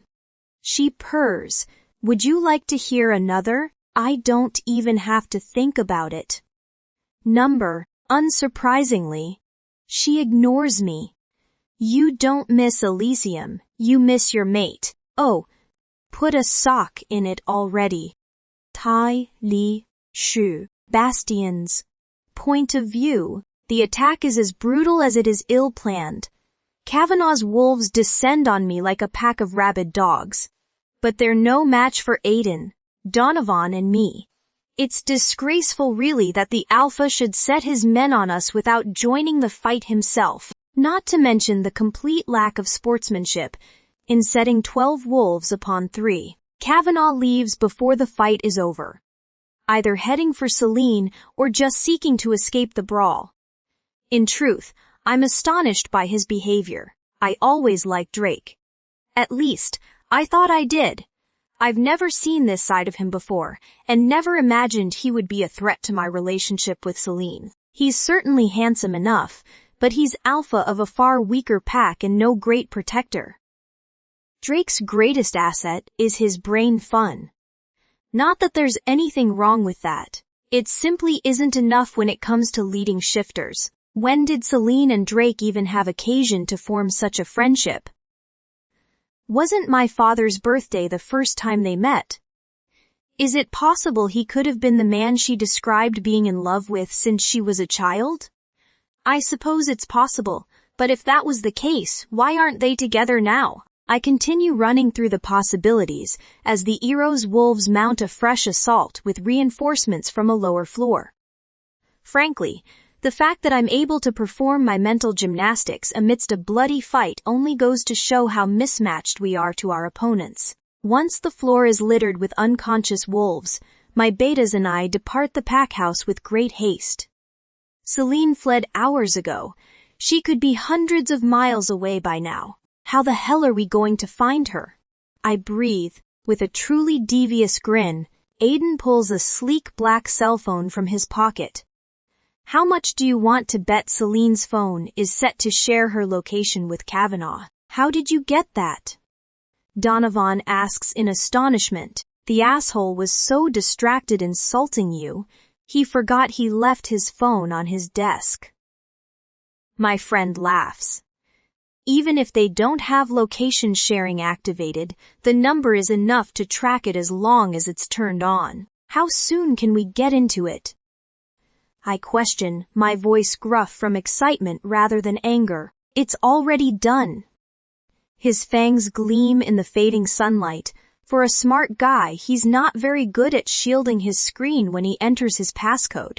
A wave of pure pride and sweet relief washes over me. I grab Aiden by the shoulders, shaking him excitedly. I could kiss you. He shrugs me off with a chuckle. Save that for your mate. 4 hours. And still no word from Drake. Part of me worries that something's happened to him. After all, the text I received promised further instructions would be provided once we were here. Surely Bastien wouldn't have killed him. I worry in my head, killing another alpha would mean taking over their pack. It's not something one takes lightly even at the height of passion. I would feel safer if I could disconnect my phone, but that would make it impossible for Drake to reach me. And anyway, it's not like Bastien has my phone number. Unless, of course, he killed Drake and took his phone. Luna suggests, "Oh God," I whisper, glancing down at Lila to make sure the quiet words didn't wake her. We're lying on the couch and she's sound asleep. Stretched out on top of me like a rag doll, the television plays on low in the background, doubtless the only sound for miles, tucked away in the silent hills between Arrows and Vega territory. The safe house is so well hidden, I had a hard time finding it even with directions. While I appreciate that being so remote makes it more difficult to find, I'm painfully aware that the seclusion also means there's nowhere to run and no one to hear your screams if it is discovered. Well, aren't you just a little ray of sunshine? Luna remarks sardonically. Well, forgive me if bounties on our heads and vendetta, mad alphas haven't put me in a particularly cheerful mood. I bite back. Oh, relax. Luna grouses he's almost here anyway. What? This time, my voice does wake Lila, since I all but screamed in her little ear. She looks up at me in bleary-eyed confusion, and I want nothing more than to soothe her and send her back to sleep, but Luna's words have to take precedence. What in the goddess's name are you talking about? I hiss. Can't you feel him? She inquires nonchalantly. I sensed his wolf more than 2 minutes ago. How close does he have to be for you to sense? Before I can get the thought out, a car door slams outside, followed by 3 sets of heavy footsteps. I jolt to my feet, carrying Lila with me and looking frantically around the safe house. It's an open floor plan, and clearly not intended for more than one person to inhabit. Given the only room with walls and a door is the bathroom, deciding I'd rather keep Lila close to me than trying to hide her. I dart into the far corner, pushing her small body behind me and whispering, "We're going to play a game now. Sweetheart, you have to be very quiet and very still. Pretend you're a statue. Can you do that for me?" She opens her mouth to answer, but I hold up a finger to my lips, and she purses her lips tight, nodding in agreement. Good girl. The front door was locked and deadbolted. But it only takes Bastien and his betas a moment to break past those defenses. My heart thunders in my chest, galloping and stalling in turn, unsure whether to be excited or terrified. As Bastien towers in the doorway, his silver eyes glowing with barely contained fury, I realize it's all over. Everything I've worked for these past 3 years is already lost. Every tear I've shed and sacrifice I've made has all been for nothing. I've done everything I can to avoid ever finding myself in this precise situation. But in the end, I still landed right here, trapped in a corner with nowhere to run. Chapter 47. She is not yours. Bastien's point of view. the first thing I see is the fear on Celine's face. Fear I hate myself for causing. She's backed into a corner, appearing so much more like the lost little wolf I pulled from a tree than the confident woman I met today. It takes all my strength to pull my eyes from Celine's haunted expression and survey the rest of the scene. At which point I realize why she's in the corner.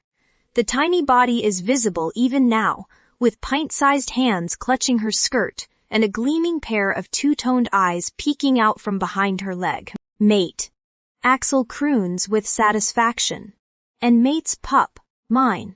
Both mine. We don't know who that pup belongs to yet. I caution him, though I cannot help but feel drawn to the tiny creature in a way I can't explain. I don't care who she belonged to. He growls. I saw her. I like her. She's mine now. That's not how it works. I admonish him. Unable to assuage her curiosity, the little girl pokes her head out of hiding, and Celine stiffens reflexively. Waving off my men, I stride forward and close the door, carefully approaching the she-wolves. Hello, little one, I murmur to the child. Kneeling down so that we're at eye level, even if I'm still halfway across the room. Goddess, she looks exactly like you. I revel, looking back and forth between the beautiful faces. I've seen many pups and kissed many babies in my life, but I cannot remember ever seeing such a perfect child. It's not just that she is my mate's creation, that she is the heart and soul of the woman I adore. It's that she is pure light, pure love. Despite my misgivings, I have to agree with Axel. Mine. A tiny voice tugs at my heartstrings. Mommy, who's that? The gooey warmth in my belly hardens like a rock, and the reality of our situation splashes over me like a bucket of ice water. If this child is mine, Celine hid her existence from me for years. She left Elysium knowing she was pregnant and took my baby someplace where I could not protect her. That's an excellent question. I state harshly, catching my mate in my crosshairs. Celine. Slowly unfolding until I'm standing again, I move forward. Who am I to her? A stranger. Celine designates coldly. And what do we say to strangers, Lila? On cue, the tiny pup lifts her chubby fingers to her lips and pulls an imaginary zipper across her mouth, pressing her lips tightly together and shaking her head once she's finished. That's very smart. I praise in a much softer voice than I directed at her mother. You should never talk to strangers. But that's not what I am. Little by little, the tot is emerging from behind her mother. Interesting, Someboy. Most children are afraid of me at first. I'm your mommy's mate. Do you know what that word means? Lila shakes her head, still clutching Celine's skirt. It means we're meant to be together. I say this to Celine alone. And whatever she cares about, I care about too. Outrage flashes across Celine's features. What the hell are you doing? Do you want me to lie to her? I demand. You have no right to put those kinds of ideas in her head. She hisses, flames dancing in her incredible eyes. I can't recall ever feeling such rage, not towards my little wolf. With every second that passes, the more certain I am that this is my child, which means I have every right. I arch a brow at Celine. How old are you, Lila? My mate's hand whips out and closes over the child's before she can lift her fingers to answer my question with a patented "this many," instead. Celine scowls, her plump lip curling. She's not yours. Then whose is she? I interrogate. Mine. Celine snarls, her wolf glowing in her eyes. Goddess, she's stunning when she's angry. Oh, you made her all by yourself? I goad. Look at her. Celine invites. Do you see yourself in her? Do you see even the tiniest resemblance? That was all the invitation I needed. I bend down and scoop up the sweet little girl before Celine can stop me. Come here, pup, I rumble gently. Let's have a look at you. Lila looks a bit shell-shocked for a moment, as if she wasn't prepared to leave the ground and can't quite wrap her head around her new predicament. Nonetheless, her surprise disappears quickly, replaced by unapologetic curiosity. She looks up at me with wide eyes, studying my face intently, and then reaching out to feel the scruff on my cheek. I know instantly that I'm a goner. If this little creature asked me for the moon, I would try to steal it for her, no matter how impossible. Shaking my head, settling Lila more comfortably in my arms, and internally swooning when she instantly rests her cheek on my shoulder, I finally answer Celine's question. Unable to disguise the reverence in my deep voice, "She's all you." Celine looks lost herself now, her attention swinging back and forth between my face and Lila's, clearly unsure of what to do. Lila makes the decision for her, lifting her head and staring at the floor far below before looking back to me, as if for confirmation. Teats high. I hum sympathetically. If she's used to being carried around by my mate, this probably seems very high indeed, too high. Her serious expression transforms to one of pure excitement. No, want to go higher. You want to go higher? I consider her words for a moment before agreeing. Well, I think that can be arranged. As long as I live, I will never hear a more beautiful sound than this child squealing and giggling with joy as I toss her over my head, catching her and repeating the move until she's so exhausted from laughing that we have to find a new game. Hey yo. See, Celine's point of view. Where did it all go wrong? I lament, thoroughly indulging in a fit of self-pity as I watch my daughter riding around on the back of a huge black wolf like he's a pony. Bastien gallops around the room, indulging Lila's every whim. It started with the flying game, as it's now known, and somehow evolved and unraveled into playful chaos. Wolfback rides, play wrestling, even a game of fetch. That's right. The big bad alpha of Pack Nova ran after a ball like a common dog and proudly returned it to my 3-year-old, licking her face until she squealed and collapsed beneath the onslaught. Of all the outcomes I considered when I pictured this moment, this is the very last thing I ever imagined. I was ready for the anger, for yelling and drawn-out fights, but no amount of preparation could ever make me ready for this.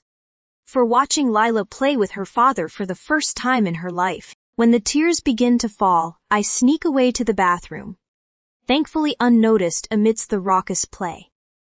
When I first got pregnant, this was exactly the kind of scene I dreamed about. Before the rejection, before Arabella and everything else. This was my fantasy. I could curse the goddess for doing this to me, for giving me these dreams and then snatching them away, showing me these glimpses of bliss that will haunt me for the rest of my life. I want so badly to believe our lives could actually be like this. But I know the truth all too well. I have to stay strong. I have to keep fighting. When I emerge, Lila has finally exhausted herself and is lying on top of Wolf Bastien as if he's a giant pillow. Honestly, it's an impulse I understand. How many times did he shift to comfort me through thunderstorms, when he knew the feel of a male body would only make the flashbacks worse? When he sees me return to the living room, Bastien shifts back, passing Lila to me so he can get dressed. "She's really not mine," he asks, buttoning his shirt. "Number." I confirm icily. "She's not yours." "Liar." Luna hisses in my ear. "Did you think I would harm her?" Bastien wonders aloud. "Is that why you came here? You thought I'd harm my mate's pup because it was sired by another wolf." Confusion and hurt burst out of my mouth like anger. "Why do you keep saying that?" "Saying what?" he questions, seeming truly bewildered. "That we're mates," I exclaim. "Not once in our entire marriage did you call me that. Let me out." Luna pleads nonsensically. "I can't take this any longer. I need him." The alpha looks at me incredulously. "It was the first word out of my mouth when I saw you, Celine." His voice is like gravel. I've known from day one, you're the one who couldn't feel it. Stop it. You don't get to rewrite history this way. Lila stirs in my arms, and I carefully transport her to the bed, setting her among the plush blankets, and returning to Bastion with a furious whisper. I was there, remember? I was hopelessly, desperately in love with you for years, and you merely put up with me. Do you have any idea what that felt like? To be nothing but an obligation? A weight around your neck holding you back from everything you really wanted? You have to let me out. Luna begs again. Bastion's sharp eyes bore into me, even as my own burn with tears. Celine, what the hell are you talking about? Don't pretend like you don't know. A sharp stabbing pain in my middle bends me double, forcing a hoarse cry from my lips. Luna, I can't help it. She moans apologetically. He's calling me, I don't have a choice. Strong hands are on me instantly. Celine, something's wrong, I gasp. I feel my wolf is. It's like she's trying to force her way out of me. Emotions race across his countenance. Before understanding clicks. Have you never shifted before? No. I didn't think I could. I groan. Well, get ready, little wolf. Bastion's low bass breaks through my panicked thoughts.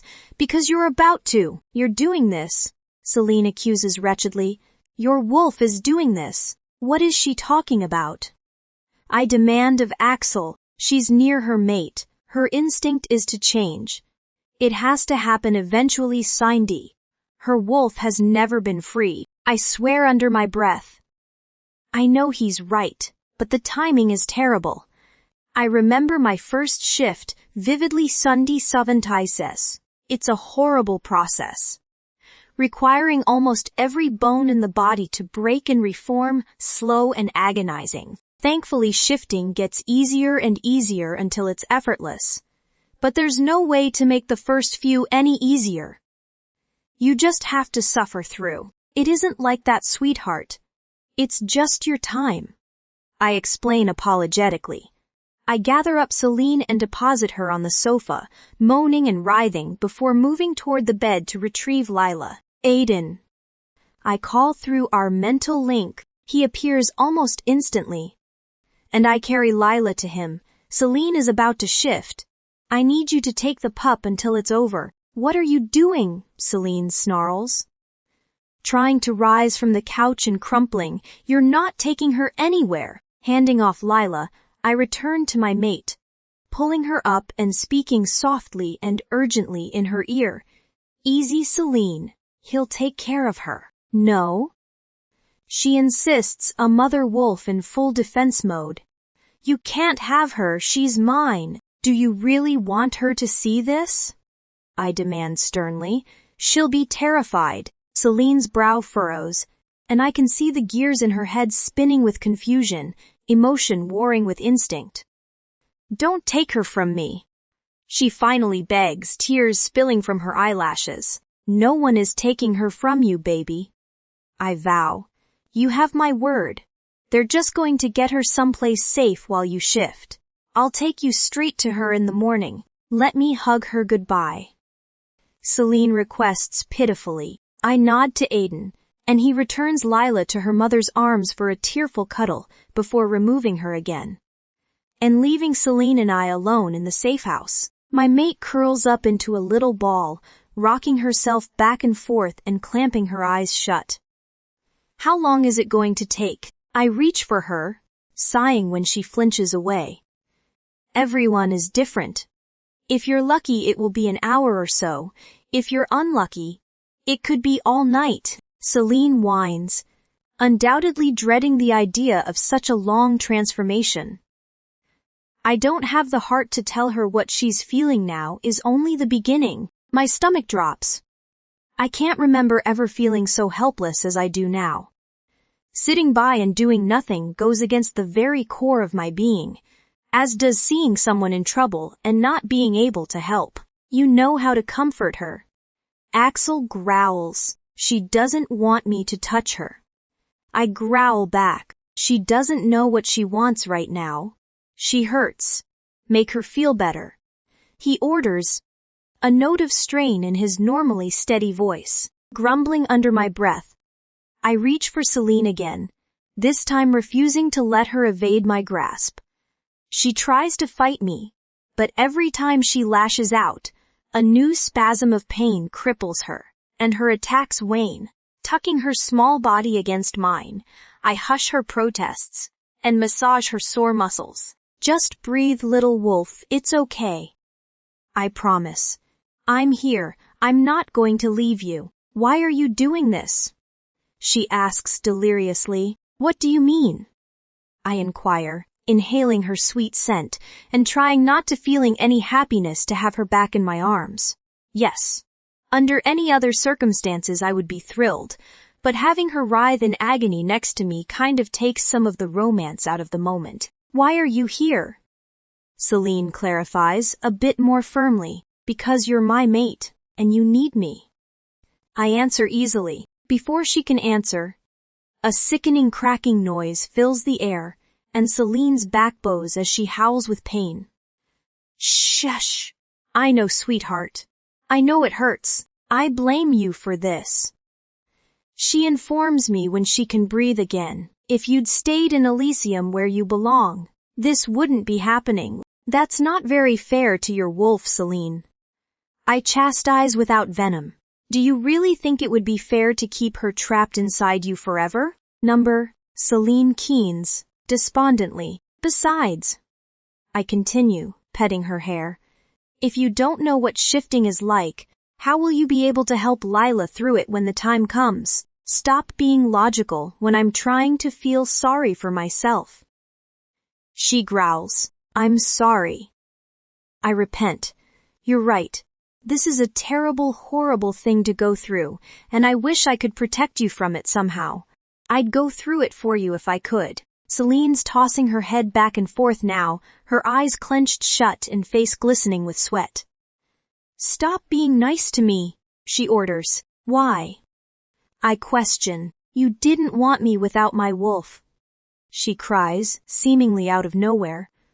I know you only want me now because she's back. I release her for a moment, sitting up to study her face, unsure whether or not she's serious. Is this delirium talking? Are you out of your mind? Celine, I always wanted you. She shakes her head. Stop lying. For the first time ignoring her pain, I grab Celine by the shoulders, giving her a gentle shake. Celine, look at me. Her blue and violet eyes are glazed with pain, her pupils pinpricks despite the low light. She looks at me hopelessly, and I wish there was a way to steal these thoughts from her brain. Celine, I have loved you from the first second I smelled you. I have never wanted anyone else. I never will. But Arabella is nothing. I growl. She's the one I care for out of obligation. Not you, but to Celine. Tries again. No buts. I scold fiercely. I'm speaking as your husband, your mate, and your alpha now. I love you, and only you. Is that clear? She nods mutely. But it's not good enough. Say the words. Celine, I command. You love me, and only me. She whispers, her normally silky voice reduced to a croak. Good. I grumble, stroking her spine as another surge of torment takes her. You're mine, Celine, and don't you forget it. Wanting. Celine's point of view. The agony breaks like a wave on the sand, swelling higher and higher until it crests in a rush of blinding white light, then ebbs away as if it was never there in the first place. I don't know how long I rode that wave, but it's light out by the time the transformation is finally complete. Everything from last night is a horrible blur. I remember getting to the safe house with Lila, and I certainly remember Bastian's arrival. I recall the transformation's first terrifying pangs, but things start to get fuzzy around the time. Aiden took Lila away. I'll never forget the abject anguish of the shift. the feeling of being ripped apart from the inside out. But the details in between are about as solid as air. For instance, I don't know how every pillow and duvet in the house got shredded into ribbons, leaving snowy white feathers to blanket every visible surface in our spacious surroundings. Neither do I remember how the curtains were ripped from the windows, or why the coffee table is upside down, with all its contents smashed beneath it. I open my eyes to find Bastien curled around me in his own wolf form. The huge black beast watches me with gleaming silver eyes, and I realize that what I had first taken to be more feathers cushioning my body is actually fur. My fur. A perfect white coat of downy fur covers my body from head to toe. Only it's not my body, son. It's Luna's. I sit up suddenly, belatedly remembering that there was a point to all the torture. For the first time in my life, I've adopted the form I take in my heart, the incarnation of my soul the goddess always intended me to inhabit. Luna. I reach out hesitantly. Celine. I can hear the utter joy in her voice, even though I'm struggling to balance myself on these new legs. Bastien is watching me with amusement, but he doesn't interfere to advise or coddle. How do you feel? I ask my wolf tentatively, like I've never truly been alive until this moment. She breathes serenely. Then with pure mischief she adds, "Are you ready to see what it's like being in the passenger seat?" Oh goddess. I tease, "Please behave yourself. No promises." She quips. A huge shape approaches on my right, and I look up at the wolf who has haunted my dreams for so many years. He towers over me even in wolf form, at least a foot taller and immensely broader. There's a knowing glint in his eyes, and exhilaration begins building in my chest before he even speaks. "All right, little wolf." His voice sounds in my head. "Are you ready for your first run?" After 8 years in a veritable dungeon, I thought freedom was escaping to Elysium. After spending 3 years married to a man who didn't love me and obligated to help lead a pack of shifters who hated me, I thought freedom was finding my independence in Asphodel. After nearly 4 years of living without my wolf, I thought freedom was getting her back when I became a mother. I was wrong every time. This is freedom. Transforming, releasing my soul and setting her loose. That is the freedom I've been missing my entire life.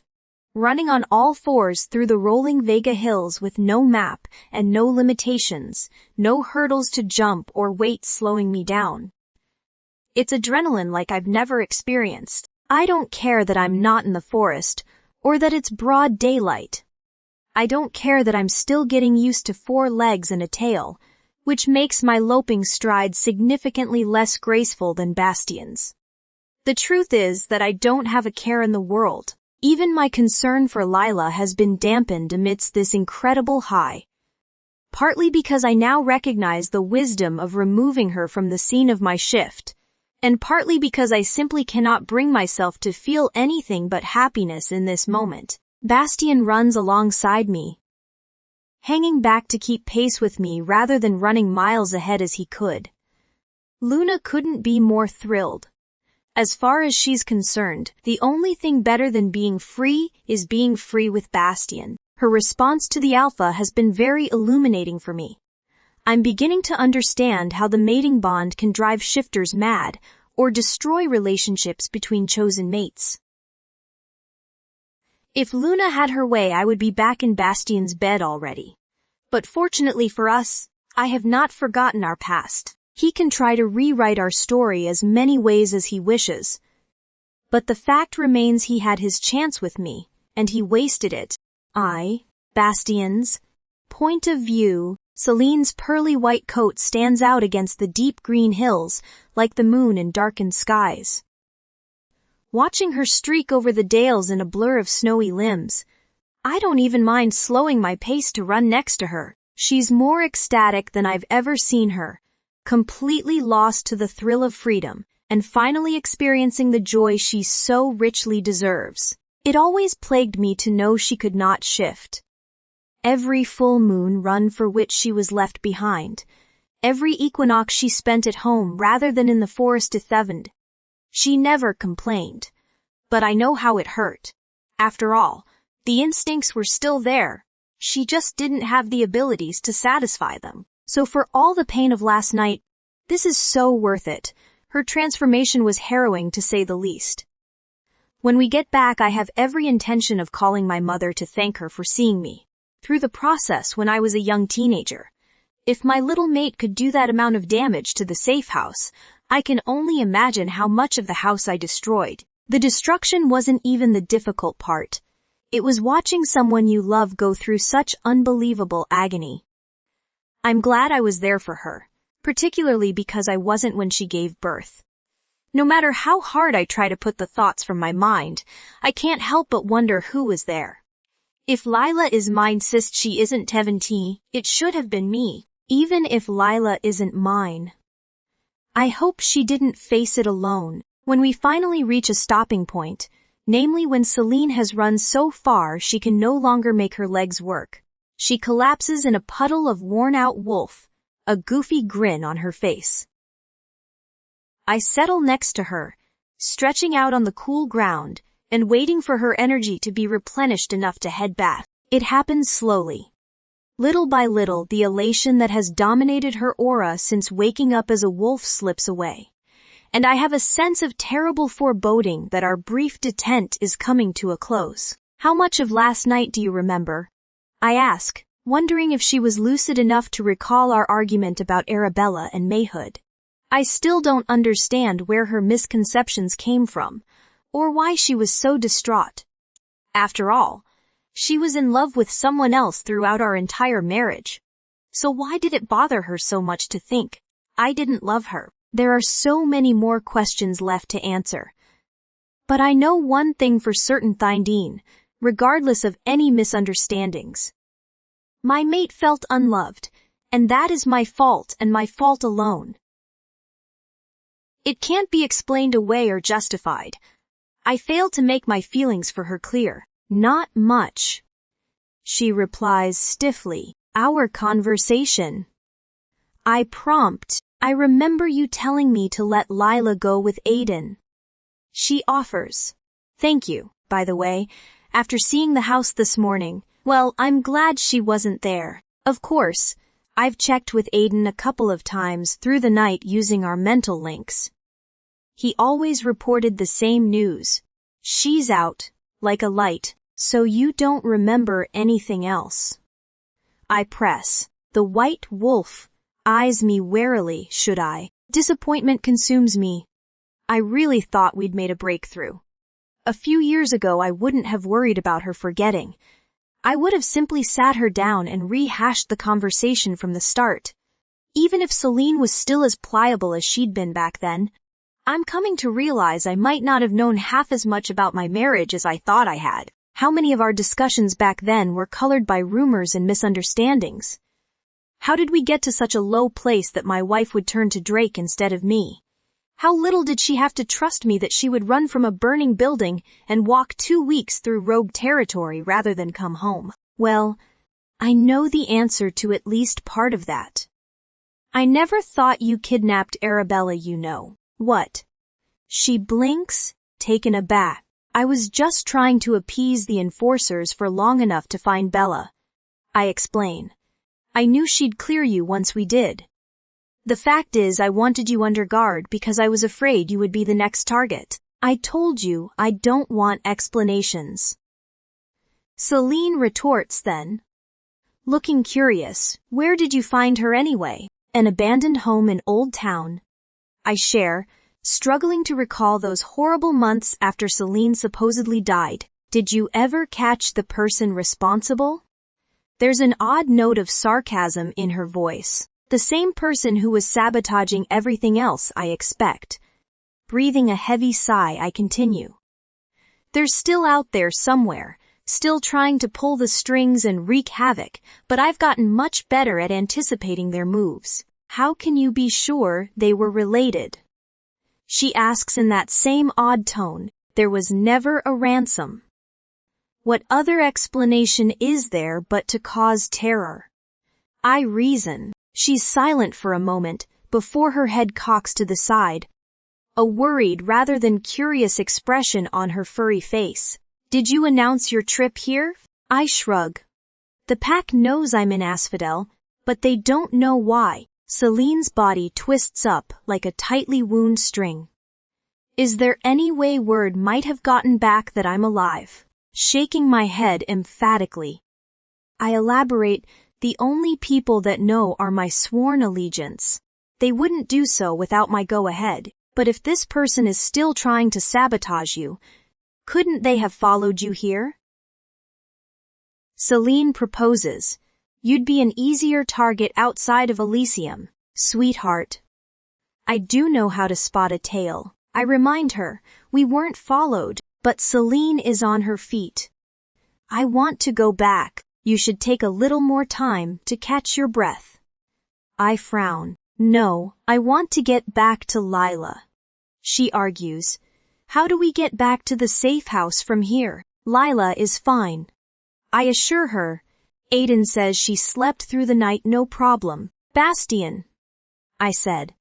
I want to go back, Celine urges. I don't like being this far from her, especially knowing there are still criminals running around out there trying to destroy your life. What would Lila have to do with any of that? I latch onto the implication instantly. If she isn't mine, then she shouldn't be in any danger. Oh please, Celine scoffs. You won't even believe me. Why should they? Besides, as long as you refuse to accept reality, you'll react as if she is yours, which means she's good as bait regardless of her paternity. Then the fastest way to eliminate her as bait would be for you to tell me who her father is, I suggest. Then I'll drop it and she'll be safe. Are you really using my child's safety as a bargaining chip? She hisses. It's none of your goddess-damned business who her father is, because she is none of your business? Nor am I. A predatory thrill racing through me. I close in on my target. This is how it's going to be, little wolf, I announce. I'll tell you how to get back to the safe house as soon as you tell me who Lila's father is. You can tell me or we can stay out here all day and all night. That isn't fair. I object immediately, and it isn't ethical. How can you abide bringing an innocent child into your troubles? You mean the way you so ethically chose to hide your Valana daughter in a pack you know is incapable of safeguarding her, all the while knowing the Calypsos are after you? Bastien growls genuine anger in his voice. From the sounds of it, we wouldn't be any safer in Elysium. I rebut, conveniently omitting the fact that I know we're safer here because his saboteur is far from our only antagonist. At least in Elysium, there's an alpha capable of protecting you. He rumbles. Now come on, out with it. Who is her father? Why do you even care, Bastien? I exclaim. She's not yours, so why does it matter who she is? He prowls forward, circling me ominously. Because until you give me another viable candidate, I'm not going to believe she isn't mine. His molten eyes flash. And because if she is mine, then you're in trouble for a lot more than faking your death. For the last time. I grind out. I did not fake my death. Then who did? He thunders. Probably your damned saboteur. I throw back, narrowing my eyes to slits. Or maybe it's the person who set the fire after locking me in the closet. I can't imagine they were very amused when they realized I escaped. Bastien freezes. What are you talking about? What? You didn't think it was an accident, did you? I goad him, feeling particularly feisty in my wolf skin. And I just magically got locked inside in the small window of time your mother was gone. No. Of course, we assumed it was murder at the time, Bastien combats. What? I prompt. Thought a fake body eliminated the element of foul play. Then you saw who did it. Bastien questions urgently. Saw them. Spoke with them. The whole 9 yards. I bare my fangs, and by the way, Mr. Alpha Protector, that wasn't even the first time they tried to kill me. Too late. I realize I might have bitten off more than I can chew. Bastien has gone from circling me to stalking me into the hillside. You need to start talking right now, Celine. You have to choose. I doubled down. I can tell you who fathered Lila, or I can tell you who tried to kill me. Which will it be? I want you to think very carefully, Celine. Bastien threatens, if this is really the way you want to play this, am I to take it that your answer is neither? I drawl. I jump out of the way just in time to dodge Bastien's pounce, trying to put some distance between us as the larger wolf turns to follow me. And this is how you treat your mate, I say with faux disbelief. I'd hate to see how you treat your enemies. Keep digging, little wolf. Bastien purrs, making my hackles raise. He stalks me for another long moment.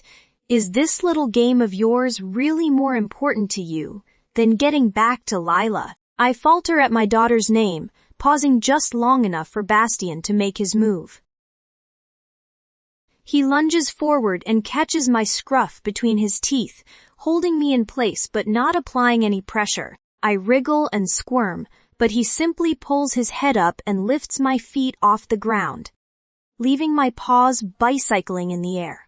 Yield, he commands. I make the most pathetic-sounding whimper I can, and the big brute actually snorts. Nice try, baby. You forget my wolf can sense yours emotions. Now submit to your alpha. Not a chance. Drake is my alpha. Bastien's answering snarl is so vicious. I actually do whimper now, tucking my tail between my legs and trying to curl my legs up to protect my belly. Bastien sets my paws on the ground but doesn't release my scruff. Is Drake Lila's father? Bastien asks. I pause to think. It's the most believable answer, but it's also the one most likely to enrage him. What if he is? Bastien's next words take me completely by surprise. Is he the one you were in love with while we were together? The one you loved for 15 years. What? I croak dumbly. You heard me. Bastien replies. What in the goddess's name is he talking about? The only person I've loved for that length of time is Bastien. How would he even know about that? I don't think he remembers meeting me, and even if he did, it would be quite a leap to assume I held on to any feelings for him. I didn't even meet Drake until your father's birthday. I assure him, you know, the time he saved my life because you left me alone with a pack of she-devils. He ignores the accusation. Is he Lila's father? When I don't reply, Bastien gives me a little shake, and the word tumbles from my lips before I can stop it. Yes, I exclaim. All right. Yes, Drake is Lila's father. His hold on my nape softens slightly, and I can feel his disappointment through our bond. Then, another feeling filters through, a slight tinge of betrayal. Did you? Was she conceived while we were together? Of course not. I answer immediately. You would have known. You would have smelled him on me. No, unlike you, I was faithful. Confusion unclenches the massive wolf's jaw, and I glance back over my shoulder to look up at Bastien as he thinks. What are you saying? I was always faithful to you. You don't need to bother lying. Bitterness coats my tongue. I'm over it. Celine, I'm not lying, Bastien claims fervently. Oh, please. I roll my eyes. You and Arabella weren't exactly subtle. The nights out, midnight rendezvous, jewelry shopping trips. The entire pack knew you were sleeping together. That's ridiculous. I told you yesterday that there's nothing between Arabella and I. Bastien offers the lie so earnestly, I almost think he believes it. A long time ago, I thought about marrying her, but that was before I met you. Goddess, you must really believe I'm stupid. I shake my head, trying to stand and failing, when one of Bastian's large paws lands on my shoulder, keeping me pinned beneath him. I might not have had an education, Bastian, but I'm not a complete moron. Where is this coming from, Celine? He fairly explodes. You were victim of enough rumors that I should think you wouldn't be susceptible to believing them about others. They weren't rumors, Bastian. I cry. Arabella confirmed it to my face multiple times. For the first time since our argument began, Bastian backs away from me, giving me space to stand. You had to have misunderstood. I promise you I didn't. I hiss. She was very protective of your relationship. I didn't question Drake when he told me you two were going to be married, because I ran into you the day you were picking out her engagement ring. Appearing truly baffled, he furrows his brow that day in the mall. She was helping me pick out a necklace for you. If that's true, then why didn't you ever give it to me? I question. Oddly enough, my father's murder was something of a distraction. He snipes. Bastian, she told me point blank that you were leaving me for her. I enunciate each word, speaking slowly to ensure my point is driven home. She's the one who told me you and I were mates, but that you chose her instead. Celine, Bastian beseeches me. I had no idea any of that was happening. I knew she hadn't let go of the idea of marrying me, but I had no idea her jealousy was that extreme or that she would go to such lengths to separate us. I snort. If only he knew. What? He asks immediately. I think you underestimated her even more than you underestimated me. I state icily, and that's saying something, by which you mean. He prods. For the love of the goddess, she faked a kidnapping. Bastian, I exclaim, wishing I were in my human form so I could gesticulate. Wait. Slow down, she faked the kidnapping. He parrots unhelpfully, and that's far from the worst. I blurt out the words before I can stop myself. She tried to push me down the stairs when she found out. What? Bastian asks sharply. When she found out what? Pulling myself together with a deep breath, I pull a quick diversion. You think rumors and lies are the worst she's capable of? I insinuate, watching his wolfish expression closely. If what you're telling me is true and you really don't have a relationship with Arabella, then you've got bigger problems than saboteurs. I announce, because Arabella is the one who set the fire that was supposed to have killed me.